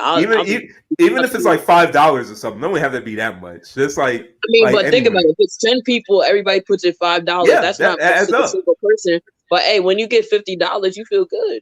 That adds up. Yeah, I'm saying. I don't go too crazy. I think the most I ever put was like 20. I think the most I ever put was 20. But I won that league. I got like $200. I forgot. Yeah. But one problem with that is that we need to find somebody that we could trust. I mean, I'm a trustable person. It's just I know other people aren't going to trust me, which I understand and I respect. So we're going to have to – it's going to take some trust. Trust isn't something that's just given. So it's gonna be a little bit. Do not trust people in Rico's league. Do not trust people in Rico's league. To this day, people still owe me money. To this day, people still owe me money in the league I won. You said that. Yes, because they still owe me money. Do not trust people. Do not trust people in Rico's league. They still owe me money. Was you owe me money? Because they still owe me money. Like I shouldn't even have to give money to the person who won. Because y'all still really owe me money. So I was going to play again just so I could win more money, and y'all just owe me even more money. But this time y'all going to pay it because now y'all gave Rico the money beforehand. So if you play the money league, make sure the person who runs the league has all the money beforehand. Yeah, if they don't trust it. You gotta do it before we even draft. Oh yeah, I know, most definitely. But I know Rico, your mom might know. Obviously, you guys don't know, but I mean, I live in DC. People rob. It's easy licks. It's stuff like that where it's just like you cannot trust certain people. I know who I trust, and I'm going to high school with my friends. But the people that play in the league, the people that play in the league with us, they might not trust us, which I perfectly understand and I perfectly respect. So I don't got a problem if they don't trust me, because I mean it makes sense. This is not a safe city. And then everybody's got an older brother, older cousin that'll shoot you in You're 5 seconds. We live in Atlanta. I mean, I know it is bad. I'm just warning you now, and it's definitely a little bit worse. Yo, we live in Atlanta. We worse than Chicago. Like, there was this thing that came out just last week. It was like we have way more house robberies and way more shootings than Chicago. I was like, man, I got to get out of here. But I love this so much. I got to get out of here for my safety. That's probably a per person thing. They probably did it like a crime per person thing because Chicago crime per person is actually very low just because they have so many people and there's so many nice places. But where it's bad in Chicago is like the worst in the country type of thing. That's why it's hard to look at. I don't really look at stats like that. It's just something that I scrolled past. It's not something that I look for. I'm trying to find this shit, but they're talking about I was just looking at my team and everything was fine. I mean, you good. Name and it said reactivate league. I probably don't even want to see my team anyways, given how bad now our it is. teams are empty. It's literally like I can show you. You know what? I think I had like one of the highest scoring teams in that fantasy league. I think I was like top 3 highest scoring, but I still like just barely made it to the playoffs, which was just so unfair. It's like my team had a poor defense. How do you have a poor defense in fantasy?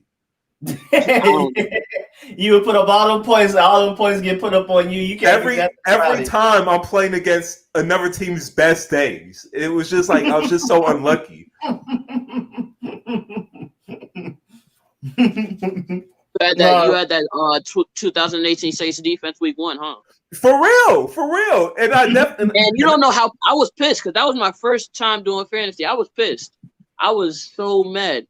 And it was just a regular Sunday. I come back, I see -4 points. I'm like, how? Like, how are you that bad? Like, what do you do to be that bad? I see Odell Beckham go a game without a single catch. I'm like, how? You are Odell Beckham. That don't even. So he was just running. He was just running. He just did not like. I guess because Baker Mayfield was at quarterback, he just did not get a catch. But then you see Jarvis Landry, who was on my bench, I think, and had like 6 catches or 7 catches. I'm like, how is the Jarvis Landry getting considered over Odell Beckham? How is Odell Beckham still on this list? The more I talk about it, why is he still on this list? Now, y'all think y'all got bad luck, though. Sneakers had Aaron Rodgers. Aaron Rodgers, I think he got hurt for the whole year. He drafted him in the first round, though. That's his fault. You don't draft a quarterback in the first round unless they're Patrick Mahomes. He went from Aaron Rodgers. Not even Mahomes. Well, he went from Aaron Rodgers out the season to Deshaun Watson, and that was the year that Deshaun Watson tore his ACL in practice or something like that. He was like, all right, I'm done. I give up. I can't even win. That was hilarious too. And the thing with Patrick Mahomes, he came off a 50 touchdown season. So I don't blame you if you want to draft him first round. But you don't draft Aaron Rodgers first round. But first pick. My friend drafted him first pick. I knew that he wasn't gonna know what he was doing, but first pick. He didn't do anything. He didn't know research. Mahomes. In the league where I won, where Rico's friends still owe me money, that was the league. That was the year I had Patrick Mahomes at quarterback, and I drafted him in the 7th round because it was my same philosophy. Because I knew a quarterback was always going to break out, and I always look at tools. I know Patrick Mahomes had at that time the biggest arm in the league, well, next to Josh Allen. I know he could run. And I know he's playing with an offense under Andy Reid, and he was balling in the preseason. So that's all I needed to see to have them as my starting quarterback. So I waited. I knew Patrick Mahomes was always going to be my quarterback. I waited to the 7th round to draft him. I'll put him as starter, and the rest is history. And the people in your league still owe me money. So, hold on, Seyi, how much is it? I need to know how much you're stressing over. How much is it? It was like, I would remember. Because I know I was supposed to get like over $120, but I only got like $40 back or $60. Oh, yeah. I forgot. You got to riot. You got to riot. Right now. I'm saying. The crazy part is, too, I didn't know half them people. That's Quayson and them boys. That's my friends. So I was like, bro, you gotta tell Quayson stop bringing his random friends over. Wait, is that the one member that you said that he always smiles, he does everything with a smile? Is that him? I doubt it. I don't know who you're talking about, but no, I know it's definitely not that person. I don't remember Quayson smiling that much. Yeah. Nah, it was somebody you said they were like, you know what, member? And you said they always have a smile on their face. You said somebody like that. He is Steelers fan. That's all I know. Quaison. Yeah, I'm trying to think of who Rick's talking about, but no, that's not Quaison. Quaison had like 2 or 3 people in that league that I've never met in real life. I don't know who they are. That's why that's what made that so difficult. And I told Quaison, look, I need my money. I don't care how many years removed it is. I need my money. Man, when you die, you put your money in the grave, just like what Drake said. Got to put the money up in the very beginning before we even draft. But what do you call it? I need, I'm still getting I still need to know what round is appropriate to draft a tight end. Last year I got Kittle. I do not remember what round it was, but I got Kittle. I wait till later round. What's always round to get no, I'm talking about what's an appropriate round to get like Kelsey or Hurts or. I don't really draft those guys. Me personally, I don't draft the top tight ends. I already know I'm not going to get them because I just care about running back and receiver too much. Unless they're falling like in a later round, then you would normally see them go. I won't draft them. Like what, 9, 10? No, way before. They won't fall that far. But if you see like Kelsey like 4th, 5th round, then draft them there. Kelsey and Kittle will go like way before then. Just off of even if somebody's not there, the computer will pick them. Like auto draft, somebody might end up auto drafting one of them early. The only exception I really had to draft a tight end super high was Ron Gronkowski, just because it was Gronkowski. He was a super outlier for tight ends, at least in his prime. Because he was getting receiver stats. But for me, for tight ends, I always look for the breakout player, the potential breakout player, a guy who has a lot of natural athleticism, because fantasy doesn't factor in blocking. So rookie year, I drafted a player like Evan Ingram because Evan Ingram had that natural athleticism. Also for Powder Springs, shots out. And I signed Darren Waller because I know Darren Waller was a former basketball player and he had one good game for week 1. So I just saw that outlook like, hey, you look for the Antonio Gates. What did you say? I mean, like Jimmy Graham after New Orleans, what happened? Like, what happened? Injuries. Really? So injuries did it, or was it just like him not getting what he needed? Like, because he was a beast. Yeah, he was a player like that was so reliant on his natural athletic abilities. He was just more athletically gifted than everybody. Once he lost that, he was basically just lost his stardom. Okay. I'm looking for Buddy, the receiver that got taken this year draft. I think he went to Notre Dame. What's his name? Oh, Chase Claypool. Yeah, Chase Claypool might be crazy this season. But this guy I'm about to name, he's so underrated that he's not underrated anymore. But he still is at the same time. Deontay Johnson. He's underrated, but not underrated at the exact same time because he's so underrated that he's rated now. Like people talked about him being underrated for so long. Now it's like everybody knows. Yeah. Like, why are you giving out my stardom? I mean, you could have like 2 or 3 lists. That's good. I don't have a problem with that. But if you have him in every single sleeper, underrated, like he's not underrated anymore. Just let me take him in peace. And Kenny Galladay, that's a receiver. I drafted Galladay last year late. I got him late. It. And guess what? What happened? Like my year, I had a rough start of the year. I was like 0-4, and then how many weeks is there in fantasy? Like 12. Technically, like the season, like 13 or 14, I think. Because then, like, I think it's 14. I think it's 14. And then I went on this. I think I was like 0-6, and then I went on this win streak. I was like 7-0 on this win streak, and then I just needed this last. It was the last week of the season. I just needed this one win to get into the playoffs, and that was the one game I lost on that whole streak. I was on like an 8-game streak, and then I lost that game. I just want to know whose fault it was. Know who it was? And that's what made me think of it because Kenny Galladay he dropped 20 fantasy points that week. But guess what? I had him benched, man. I'm still sad over it. I would have gotten to the playoffs if I started Kenny Galladay. I would have gotten to the playoffs if I started. That'd be real pain when you accidentally have somebody bench you shouldn't have. I had him benched on purpose. I didn't think he was gonna have a good week. He dropped 20 fantasy points. I forgot who my receiver was, but he did not do what Kenny Galladay did that week. So I hate it, bro. I'll throw 1 year I had Julio. I started Julio over somebody. And then Julio just didn't, Matt Ryan just doesn't see him for some reason some weeks. And then I forgot who I had on my 20 points. Fantasy is dangerous, bro. There's no way you can just know for sure what's gonna happen. You know how many times I had Aaron Jones on the bench when he scored 4 touchdowns? It was so frustrating. He torched them Cowboys. The thing with Aaron Jones is I'm so scared to start him because he only gets like 12 to 15 carries a game, while my other running backs will get like 20 to 30. But then when I start him, he'll give up some plays to Jamal Williams. But when I don't start him, all of a sudden he has like 15 carries, 190 yards, and 3 touchdowns. That's so annoying.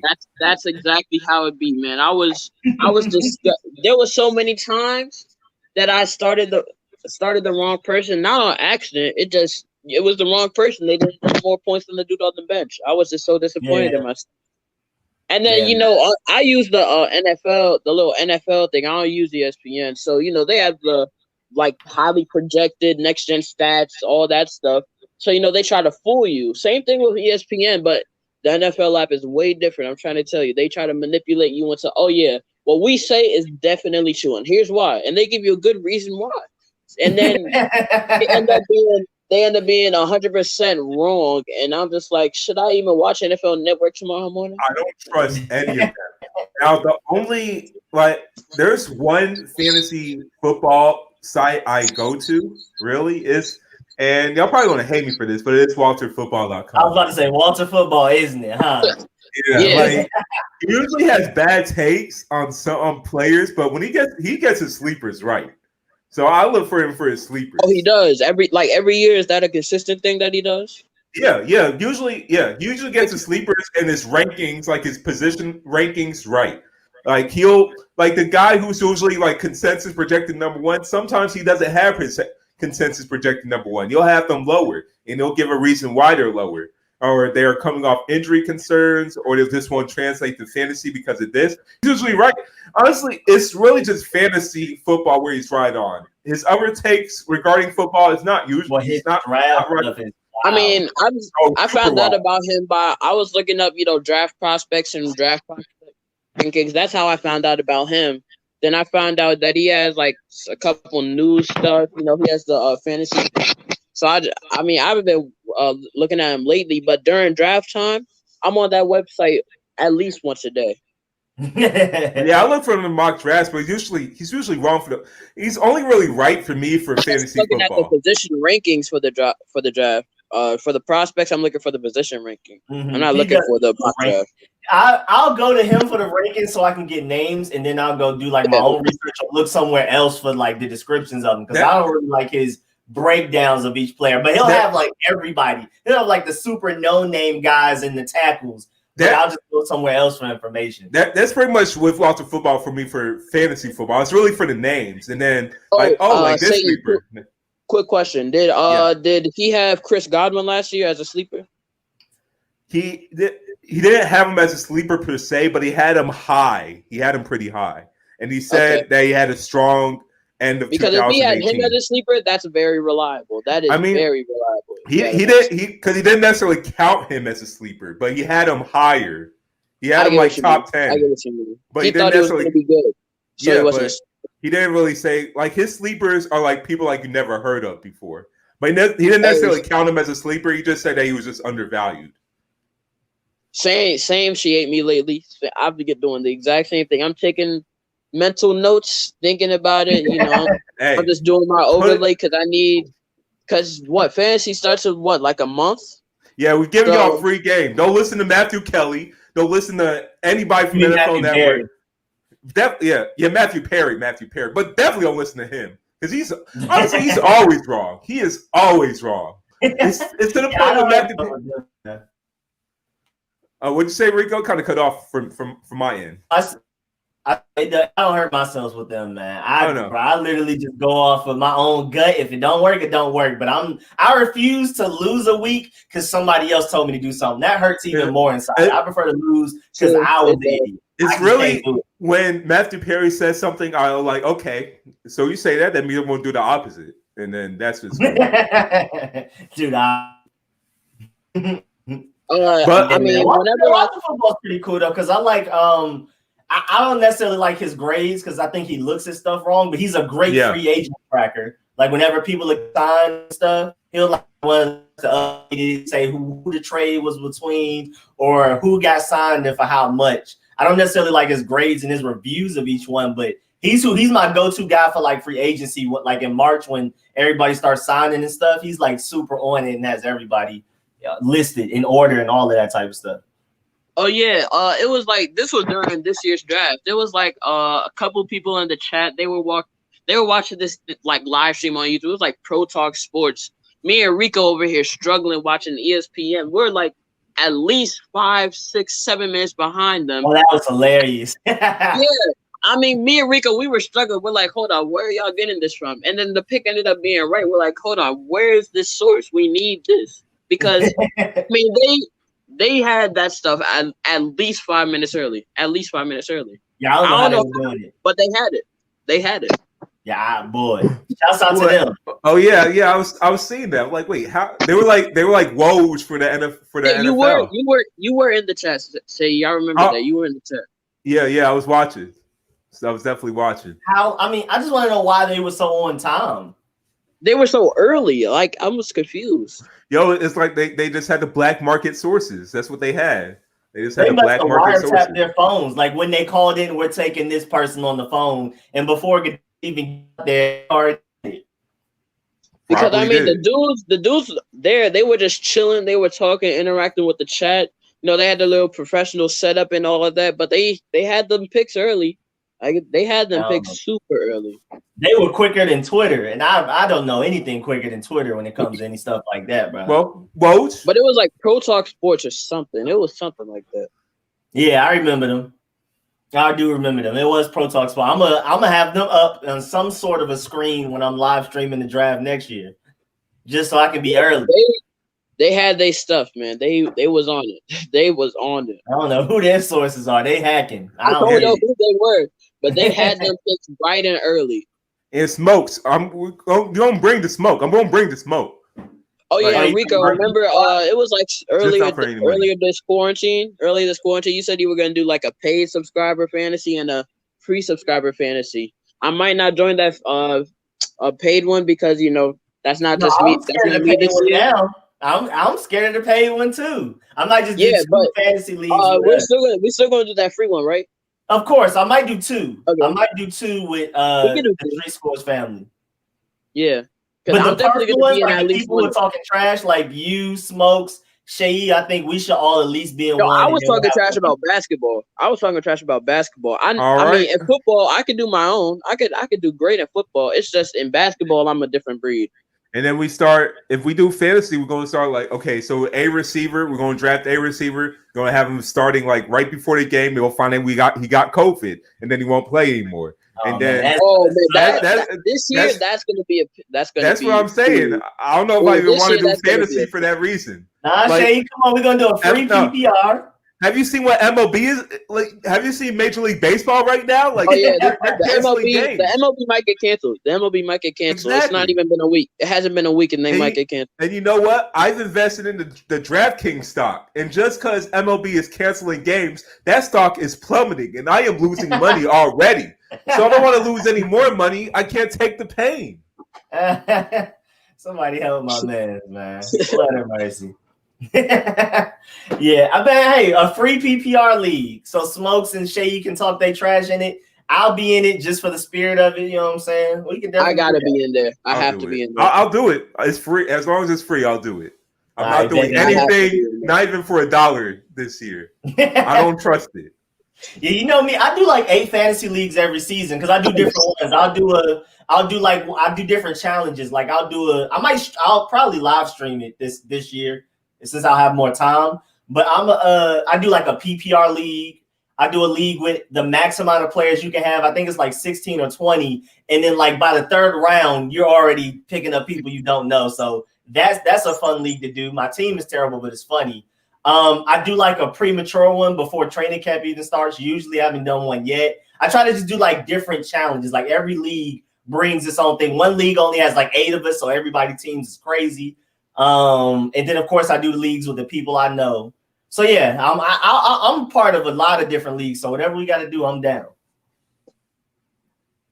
But I usually stick to my one. But this is only about to be my 3rd year, so I'm not too experienced. But I mean, I've always known what I was looking into doing fantasy. I always knew stuff about fantasy. I always knew like different things to know and all that stuff. I used to do multiple leagues at one point, but I realized that I don't focus on all my leagues. I'll just put a high priority in the leagues that are more competitive or are worth money. So I just start. So usually now I just do like 2-3 leagues at most, but usually just 2 leagues. I just got to keep showing this Jimmy G thing. That is wild. Yo, hold on. You're focused on Jimmy G. What broke my heart was scroll down to 81. Scroll down to 81 real quick. Look at 81. Oh yeah, I talked about that earlier. I was telling Seyi, bro, what? Wait. Whoa. Why is number 80 Myles Garrett? Why is he not higher than that? Well, I guess probably because of his missed time. He missed a couple games. Probably that. Yeah, probably that. Probably. I mean, I'm pretty sure Mason Rudolph was voting, so probably. But I'm not even mad. I'm not even mad that Terry McLaurin's not there. I mean, I could really care less. It's just the fact that DK, he's super high. Then second off, I see no Terry McLaurin, which is a problem. Third, I see no AJ Brown, which is a problem. AJ Brown cooked last year. I say next year he'll be on. Please show him his respect. But yeah, that needs his respect. He was cooking last year. That's the thing, though. Like you said, DK Metcalf to us it was not the best rookie wide receiver. Like DK Metcalf's going to be a star. He has a lot of potential, but he wasn't the best rookie wide receiver. So why is he number 81? Not even rookies. Hold on. First off, y'all know I like Adam Thielen. Where's Adam Thielen, man? Like, wait. No, Adam Thielen isn't on here. What? Yeah, I don't think he's in the top 100. Oh, hold on. Jamal Adams, Devonte. Yeah, no Adam Thielen. None. Nope. No Adam Thielen. Kirk Cousins? Yo, Thielen and Diggs wanted to. They're hurting my soul. Thielen and Diggs both wanted to leave at the same time because they couldn't take Kirk Cousins anymore. Why is he number 58? Well, Diggs is number 54. What's his name? What's his name? Exactly, Smokes. Exactly, Smokes. Like he was the 3rd best. Got to put the first 2 up there. Where's what's his name? Where's Jarvis? Where's Jarvis Landry? Why is DK up there but not Jarvis? Where's Jarvis? He's 61. Wait, no, he's. You know what? I'm not gonna lie to you. He's 61. DK is not even the 3rd best. Where's Cortland Sutton? Cortland Sutton was going. Yeah, why is DK over here but not Cortland Sutton? Cortland Sutton was a beast that second half of the year. Oh, they're hurting my soul. What are they doing? What is this? These are the players. I don't want to hear any player again complaining about a quarterback getting paid $30+ million a year because you can just pull up the top 100 and you could pull Jimmy Garoppolo, number 43, Mike Tannehill, number 68, I believe, Dak Prescott, number 46, Josh Allen, number 87. I don't want to hear any player complaining about his quarterbacks getting paid $30-40 million a year anymore. Because you guys I have another complaint. I got another complaint. Can someone please tell me where is Tress Way? Where's Tress Way? Yeah, let them know. Let them know. Like, where's Tress Way? Let me see. And they don't even have the right Josh Allen there. Like, how do you not have the right? They probably that is a good point. The other Josh Allen is more deserving than this one. I didn't even think about that. Cooper Kupp. But man, that list is absolutely horrible. Where's Matt Ioannidis? I like Cooper. I didn't even know. Wait, is Jarrell Casey on the Broncos? Is that what that said? Scroll up. Is Jarrell Casey on the Broncos? Do you know how much the Rams offense changed when Cooper Kupp got hurt? See, I didn't even know Jarrell Casey was on the Broncos. Like, where's Matt Ioannidis? Yeah, they're gonna always hate on us though. Until like we start winning, I think Ron Rivera will change that, but they're always gonna hate on us. I still can't believe John Allen should have been there too. Jonathan Allen definitely should have been there. I still can't believe how Matt Ryan's on this list, but you got Josh Allen. Matt Ryan should be on this list. Yeah. No, Matt Carson Ryan Wentz isn't on here. Carson Wentz should be on this list. No, the Carson Wentz one is wild to me. That is like what, bruh? Josh Allen, Kirk Cousins, Jimmy G is top 50. That is Jimmy G is top 40. I think he's top 40, right? Top 43. Oh, he's top 50 then. Okay. That is ridiculous. Okay, how are you gonna have Dak in the top 50, but you're not gonna have Carson Wentz there at all? I don't get it. I just don't. How do you have Ryan Tannehill and not Carson Wentz? I was looking at Pro Bowl highlights, but it's been going around the internet when Lamar was giving out water to the Pro Bowlers, right? I see Ryan Tannehill running off the field. I'm like, why is he in the Pro Bowl? Like he has no business doing it. I didn't even think about that watching that. Then I see Cortland Sutton there. I'm like, why is Cortland Sutton here, but Terry McLaurin isn't here? I mean, I just don't get it sometimes. Or AJ Brown wasn't there. I didn't like AJ Brown coming out of college. But, with his first year. With Redskins, like outside of the DMV area, they're not on TV that much, so not everybody's gonna know how good Terry McLaurin is. So that's why he's not getting the recognition. Now this is what it is. Broncos at least have been good in the past 7 years. So because of that, they are on TV more than the Redskins are. So people are going to see Cortland Sutton a little bit more than they're going to see Terry McLaurin. But I mean, Terry McLaurin, he still got a lot of rave, so it's not like he's just. He still got a lot of rave. Oh yeah, Circle still know about him, but he's not going to be in a Pro Bowl. He's not going to be in a top 100 list when he's not on TV. Yeah, popularity contest. The people that watch film know. The people don't. I mean, I'm not a big fan of this guy I'm about to name, but where's Calvin Ridley? Not yet. Calvin Ridley's going to be there, but I mean, we live in Atlanta. I've watched all 16 games. He showed out when Mohamed Sanu got traded, but when Mohamed Sanu was still there, he didn't really do too much. But that's just because the offense wasn't getting him the ball. But next year is definitely going to be on this list. Well, if we have a season this coming season, I got two more complaints. I got some more complaints. I'm gonna leave the best one for last. But where's Raheem Mostert? Where's he at? He should be on this list. But where's then again, Williams? I guess the timing of the voting, some people probably voted before they seen the near 300-yard game. So I just assume it. I just related to that probably. I gotta agree with Smokes on this one. Thank you. I forgot. I just said Redskins. I still can't get the Washington football team. Hey, y'all ain't about to hurt my money. Just say Redskins for this year, man. I respect. Just say Redskins for this year, man. It's a respect. It's not about legalization. It's just a respecting. Just say Redskins for this year. I don't want to get canceled on Twitter, so I might have to say the Washington football team. And you can get canceled on Twitter for saying that a girl looks cute. Who cares at this point? I forgot about that. Yeah, you know what? This YouTube show might be banned right now. It might be canceled after this. After they hear that forbidden word. Y'all ain't about to mess up my money. I ain't saying it. No. Unless it's by accident. I said it by accident. I completely forgot. Hail to the football team. I completely forgot. We're not doing that. No, we're not doing hail to the football team. It's hail to the Redskins till the day I die. I don't care. Even when we change the name, I'm gonna say hail to the Red Wolves if we become the Red Wolves, but it's hail to the Redskins till the day I die. That's just how it is. Yeah, the Washington football team is on TV. Oh Lord. Wait, what? Oh yeah, and my last this isn't my last complaint because I'm gonna find somebody. But another complaint. Where the F is Shaq Barrett at? Where is Shaq Barrett? The leader in 20 sacks? And he's not here. He's not even here. That's a good point. Yeah, that's a good point. Okay. Number 32. Okay. Oh, he's right there. I didn't see him. I think that was like one search we had so far where he was actually in there and we were asking. Yeah. that was the like one time where someone's actually in that list. And we were he should definitely be higher. He should definitely be higher, though. I need this Richard Sherman answer. I mean, it's off name recognition. If we do have a season with the Buccaneers, the way they're going to be. Sherman. Richard Sherman doesn't deserve this hate, guys. Bruh, 28. He is old.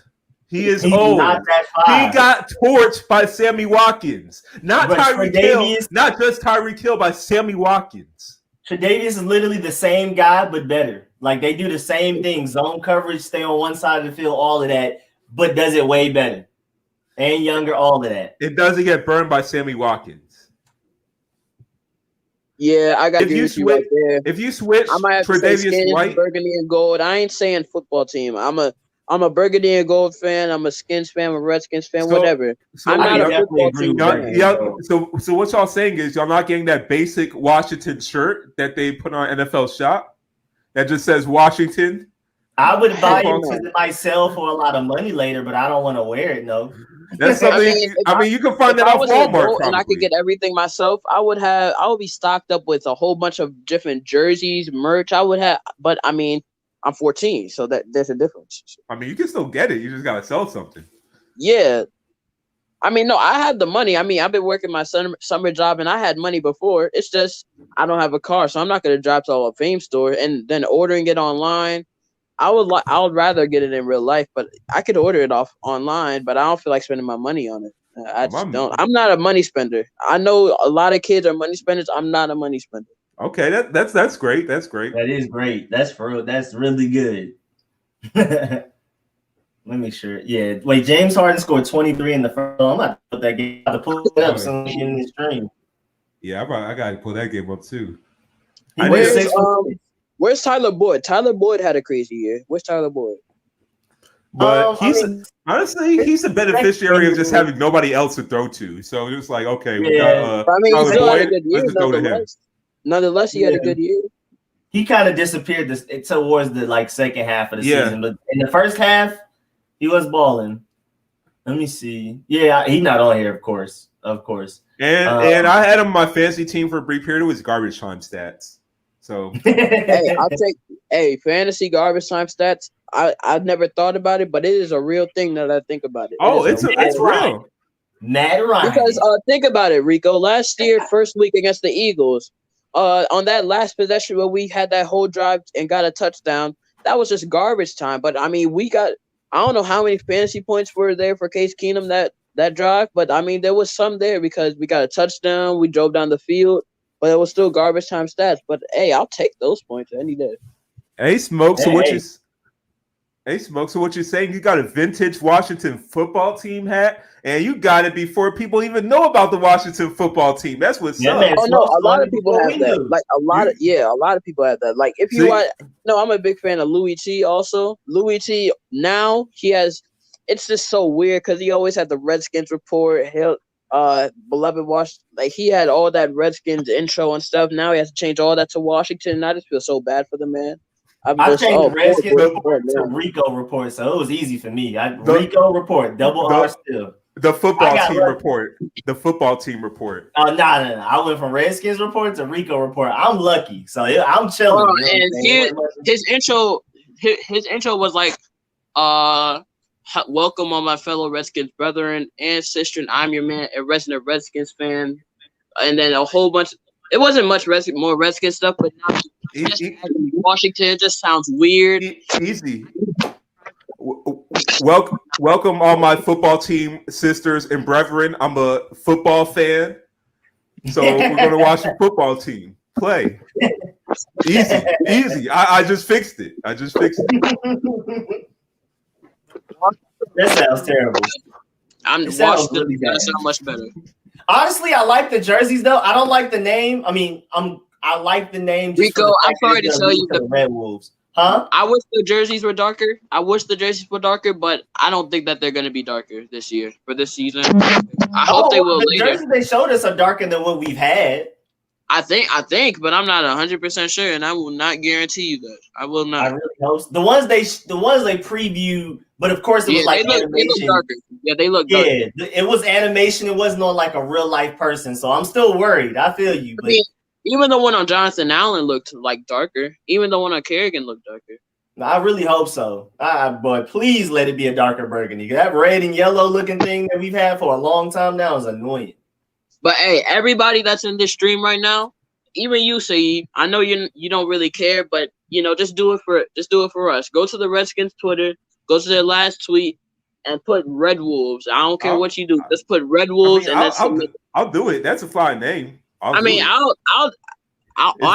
in a whole pitch. I did the den, all the hashtags. I did all of that. But all honestly, I want you guys to do, if you can, just do Red Wolves. It won't take no time. I'm just playing devil's advocate because I just see how organizations work. They'll vote. They'll put a survey on for the fans to vote. Like, what should be our team name? What should be our jerseys? Whatever. And then they never pick what the fans vote. But I'll do it. I hope that don't happen. If that happens, oh man, it's gonna be a struggle. Like, it's gonna be problems. It's gonna be real problems this time around.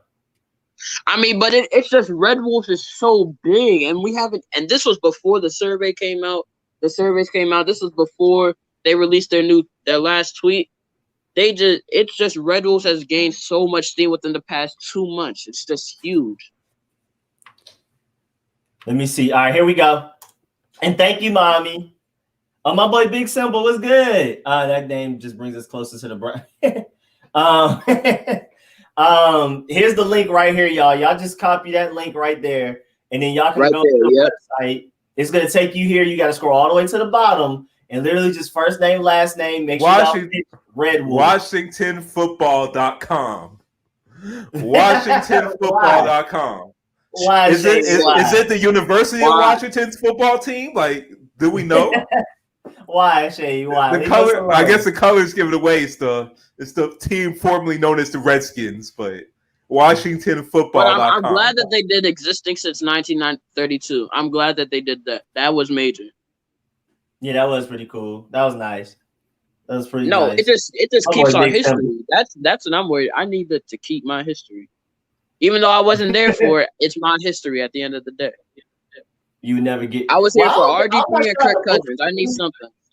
I don't know how the Bullets to Wizards thing worked, but it seems like they actually for real care this time. I don't know. I would have a lot of statements on it, but it seems like, especially like Julie Donaldson, she was the one that was like talking about this website even before it came out, this little survey, and she was like, they're really trying to get like fan feedback because we stopped coming to games before the name. So if we're going to try to get people to come back, and I'm not expecting us to have a great season this season, you might as well at least give the fans a team name that they want, that they voted for, and that would help his pockets a lot. I know that. We're the fans. We are the fans. We're the fans. Yeah, exactly. So make sure y'all go vote. Make sure y'all fill out your first name, last name, email, just whatever you want to do. But for the pitch, make sure you put Red Wolves. I don't want to see any other results put in that. You know what I'm saying? Just, you can do whatever you want. First name, last name. You can be Joe Smith, whatever you want. Fake email address. How about this? First name Red Washington, Wolf. Last name Red Wolf.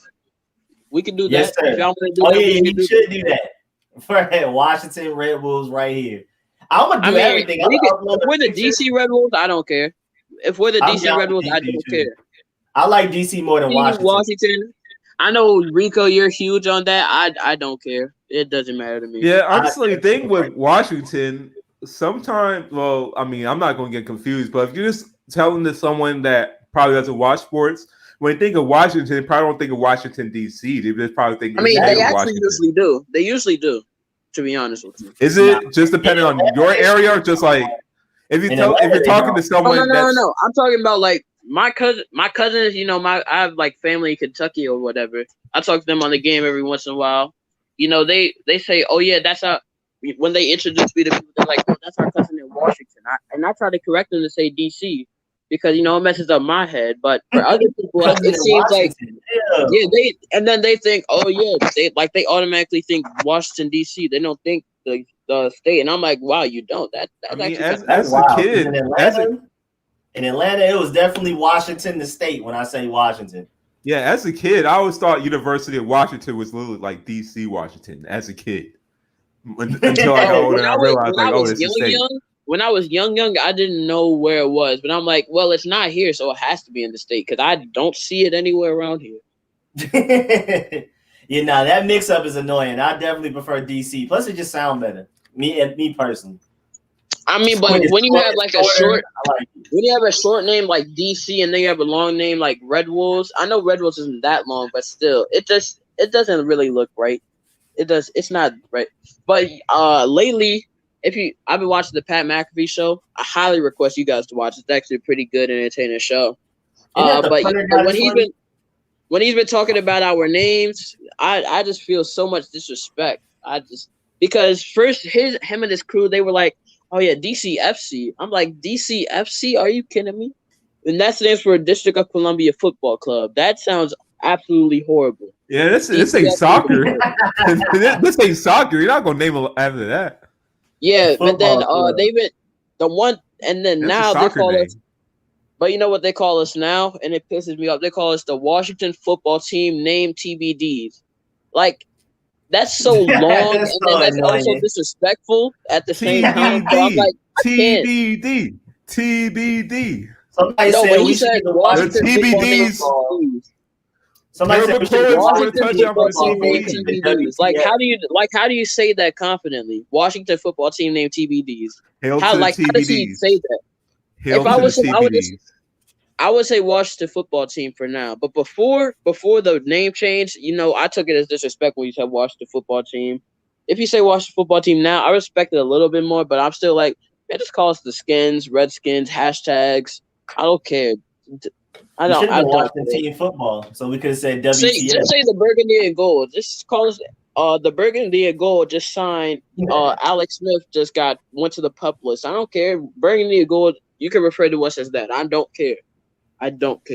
If you I don't know if anyone follows some social media comedians, but you listen to the kid Gowie.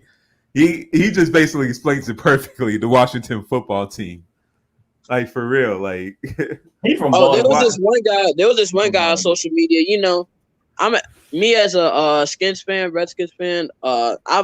He was doing like first name, last name. I catch football passes from the football thrower. That was just corny to me. But the people in the comments, they were eating that up. They were like, "Oh yeah, this is hilarious." I'm like, "Is this really funny to y'all?"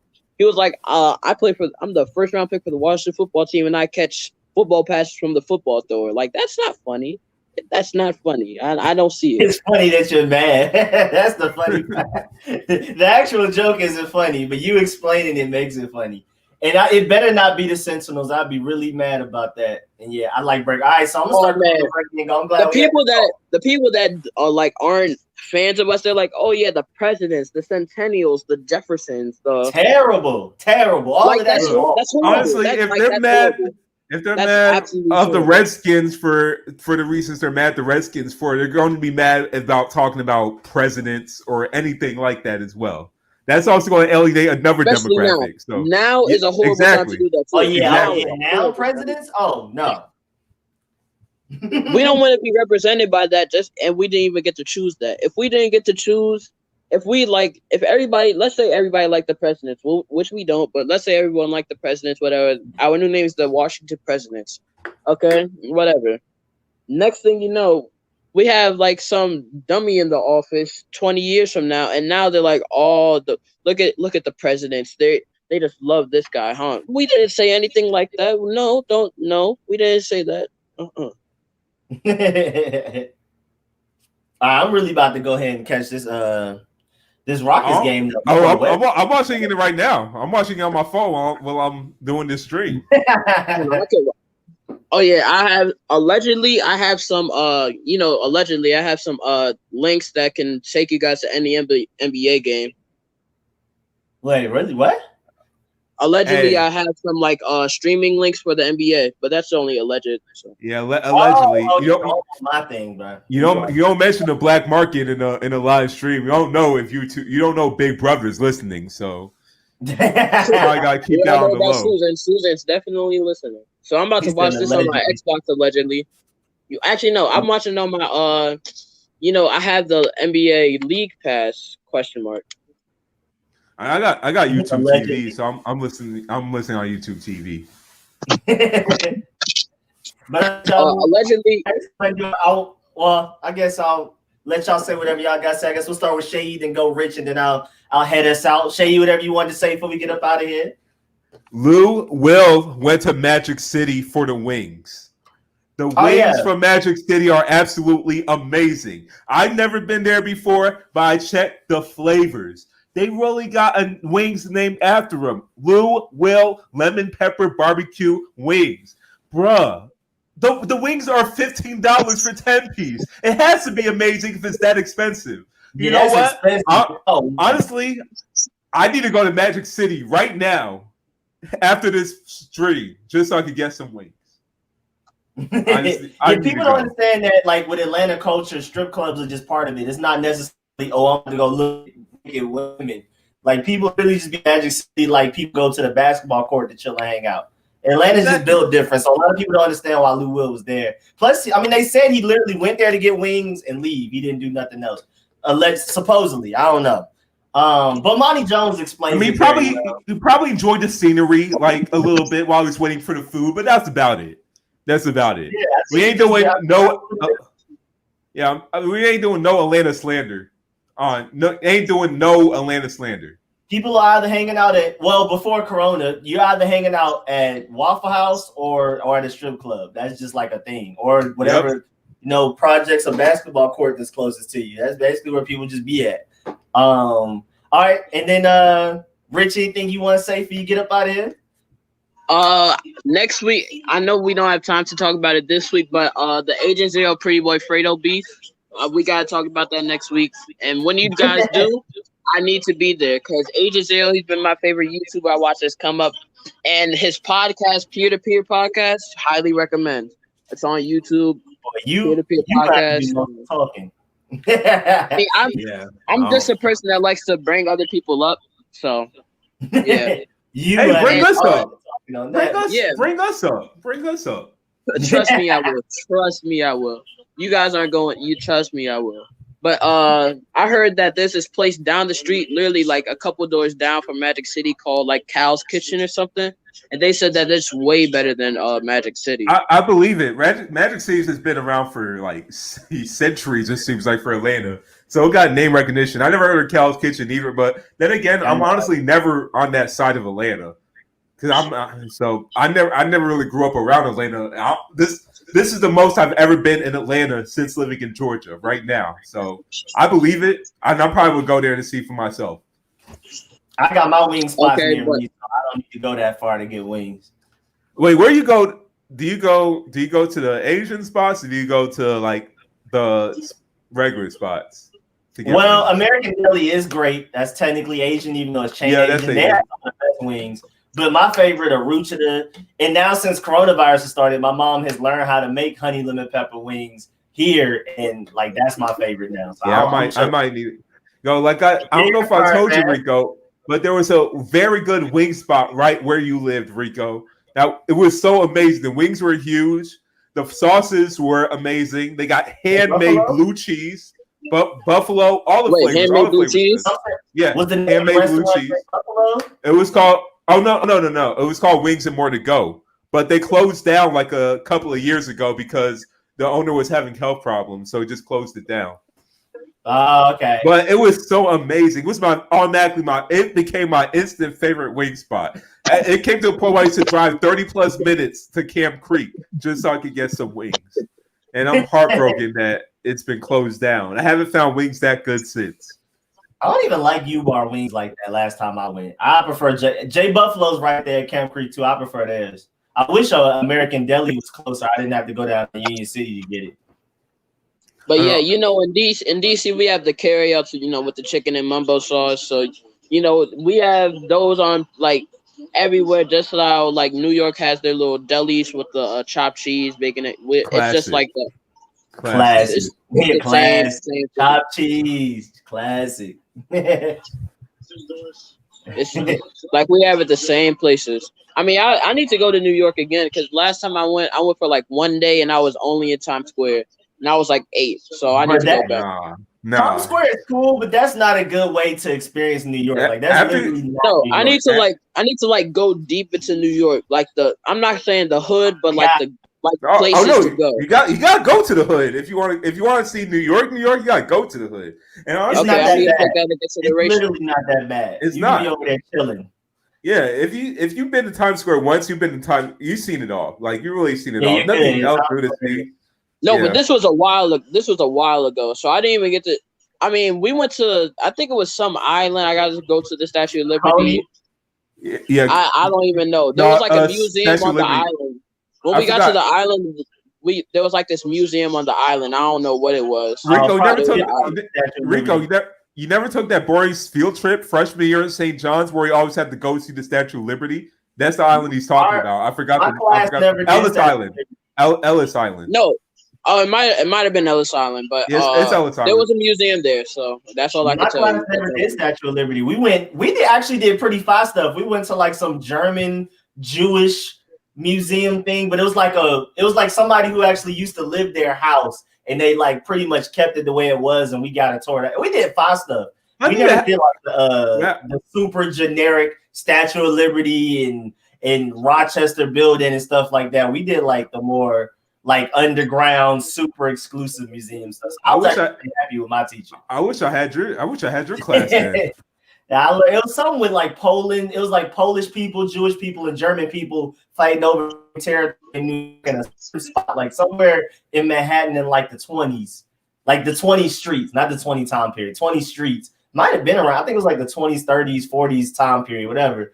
Or a little bit after that, like that. And then like they literally just preserved the whole like apartment building. It was like we ran through several rooms and apartments, and it was like all the same antique stuff there, old TV over. It was pretty cool.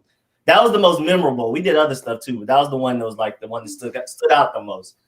But no, Rich, if you go to New York, you need at least a week or 2 weeks. You can't experience all of New York in one day. It's impossible. It's too much going on. It's way too much.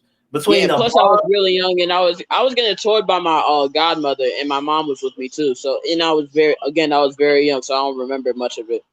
Oh no, I got you. You definitely need to go with somebody younger too that like know people that know what's going on. Like for certain events, parades and stuff, I super got it. Like it between Bronx, Brooklyn, Queens. I don't care about Staten Island like that as far as tourism goes, but it's too much to do and to even fit it within a week. You got to at least to experience New York for real. But yeah, you know me. Well, you guys don't know me, but Rico, I've told you this before. You know, I'm scared to death when it comes to mice and rats. And I heard that Queens is the best place to go if you don't want to experience them. Is prepare that to face your fears. Oh yeah. Queens is the cleanest of the major boroughs. But and yeah, the reason want to see them anyways. Rats is because they have stray cats everywhere. So like it's literally. Oh yeah, there's stray cats all around my neighborhood and all around DC. There's stray cats everywhere. That doesn't matter to me. I see stray cats all the time. Oh, so okay, then you're good. Yeah, Queens has stray cats everywhere. So yeah, it's way less rats. Everywhere else, I just see more rats. Yeah, but you're going even in Queens, you still want to see rats and mice. So it's inevitable. I heard that I heard from some people in New York that it's way worse now with quarantine. I believe it. Yeah, when Evan was on, literally the one time Evan was here, he said that it's way worse because it hasn't been clean. Nobody's been there, so they're just running free. And then now they're just getting more ruthless and more mutated. So why would I go there? Master Splinter. Master Splinters. We're gonna see rats as big as us by the time we come back. I'm still planning on moving there once I get my money in the situation that I can. Because of our post-COVID era and everybody moving out, and I think New York is now kind of going down. So I don't know if I want to move there anymore, but I will come back to visit. But moving there, it's actually getting worse crime-wise too. Like especially in Brooklyn with all that stuff going on, like they're actually getting slightly worse. It's still not Atlanta, but it's getting worse. The thing is, I know we've been going over time, but the thing is with Atlanta too, like I'm right now in the process of looking for new apartments. My lease is ending on the 22nd of August. And I might consider even moving out of Atlanta because Atlanta's getting way too expensive. Like I'm trying to find moving here. Yeah, exactly. I'm trying to find y'all ain't nothing. I'm not big into the, I've never bought any house or property, but I'm telling you, New York and DC runs it. That's what I've heard unanimously. Massachusetts. Yeah, like It's literally San Francisco #1, New York #2. I think DC's #3. Not definitely Massachusetts is like top 5 too. Oh yeah, I've heard Boston is pretty hard. Yeah. I've heard that New York too. For Boston. Then I've also heard DC's very competitive with housing. So I've heard it's very I've heard from my parents, family members, non-family members, it's very competitive in DC. If you see a house, you got to get it. Thing with Georgia is minimum wage is still $7.25, but you have the property value of places just going up exponentially. So it's just hard. Like it's like even an entry-level job in Georgia is not going to like cover even the low-end place if you're just getting it by yourself right now. Everything's just getting too overpriced. Yeah, it's definitely a disparity between salary and housing costs. They hate it. The cost of living. They hate it. They're hating right now. But all right, y'all. Oh, dang, we went 30 minutes over, but we was just chilling and talking, so it doesn't even feel like it. But I appreciate everybody here, Seyi and Rich for pulling up and talking. Everybody for participating, watching, and supporting. You already know the broadcast show, 8 to 10 p.m. every Friday. Definitely make sure y'all pull up next Friday, of course. We talk about everything, music, any type of sports, basketball, baseball, soccer, football, gaming, all of that type of stuff. So anything. I say stay at home and save money. I would miss thinking. I'm almost 30 years old. I'm 3 years away from 30. I gotta be on my own. I gotta be on my own. I know my mom's gonna be my mom is attached to me. I know she's gonna be the exact same way, so I understand it. I completely understand it. Go ahead and say bye to them, Brody. I know somebody wants to see you. Come here. I know you're uncomfortable. Oh, is Franklin still here? Because Franklin is the Brody entrepreneur. He wants Brody to have his own business. Oh yeah, my boy Franklin is like Brody's one out of the street schools family. All right, go ahead, bro. He is so uncomfortable. Look at him, both ears down, sad. Look at him, sad, hurt. It's all right. I'll let you down. I'll go ahead, let you go pee. Oh yeah, one question for you, Seyi. Quick question: Do you play Rogue? Because I've been playing. I've been getting a little better by the day. I know Rico's already good at it, but you play Rogue. Oh, I got PS4. I had no idea. That's what I'm saying. I had no idea what that was. It's crossplay? Oh, really? I think it is. I'm not sure. I think it Honestly, is. all I've been playing right now is Ghost of Tsushima. That's the only game I've been playing right now. So I don't know about anything else. Okay, but yeah, we got. Right now, I'm watching this Rockets Mavericks game. Through my TV, and this is a crazy game. Oh man, this is a good game. Oh yeah, this is a good game. I'm about to pull it up right now. All right, so make sure this is broadcast. Thank you for everybody that participated. Pull up again Friday, 8 to 10 p.m. I appreciate y'all. We'll catch y'all later. We are out.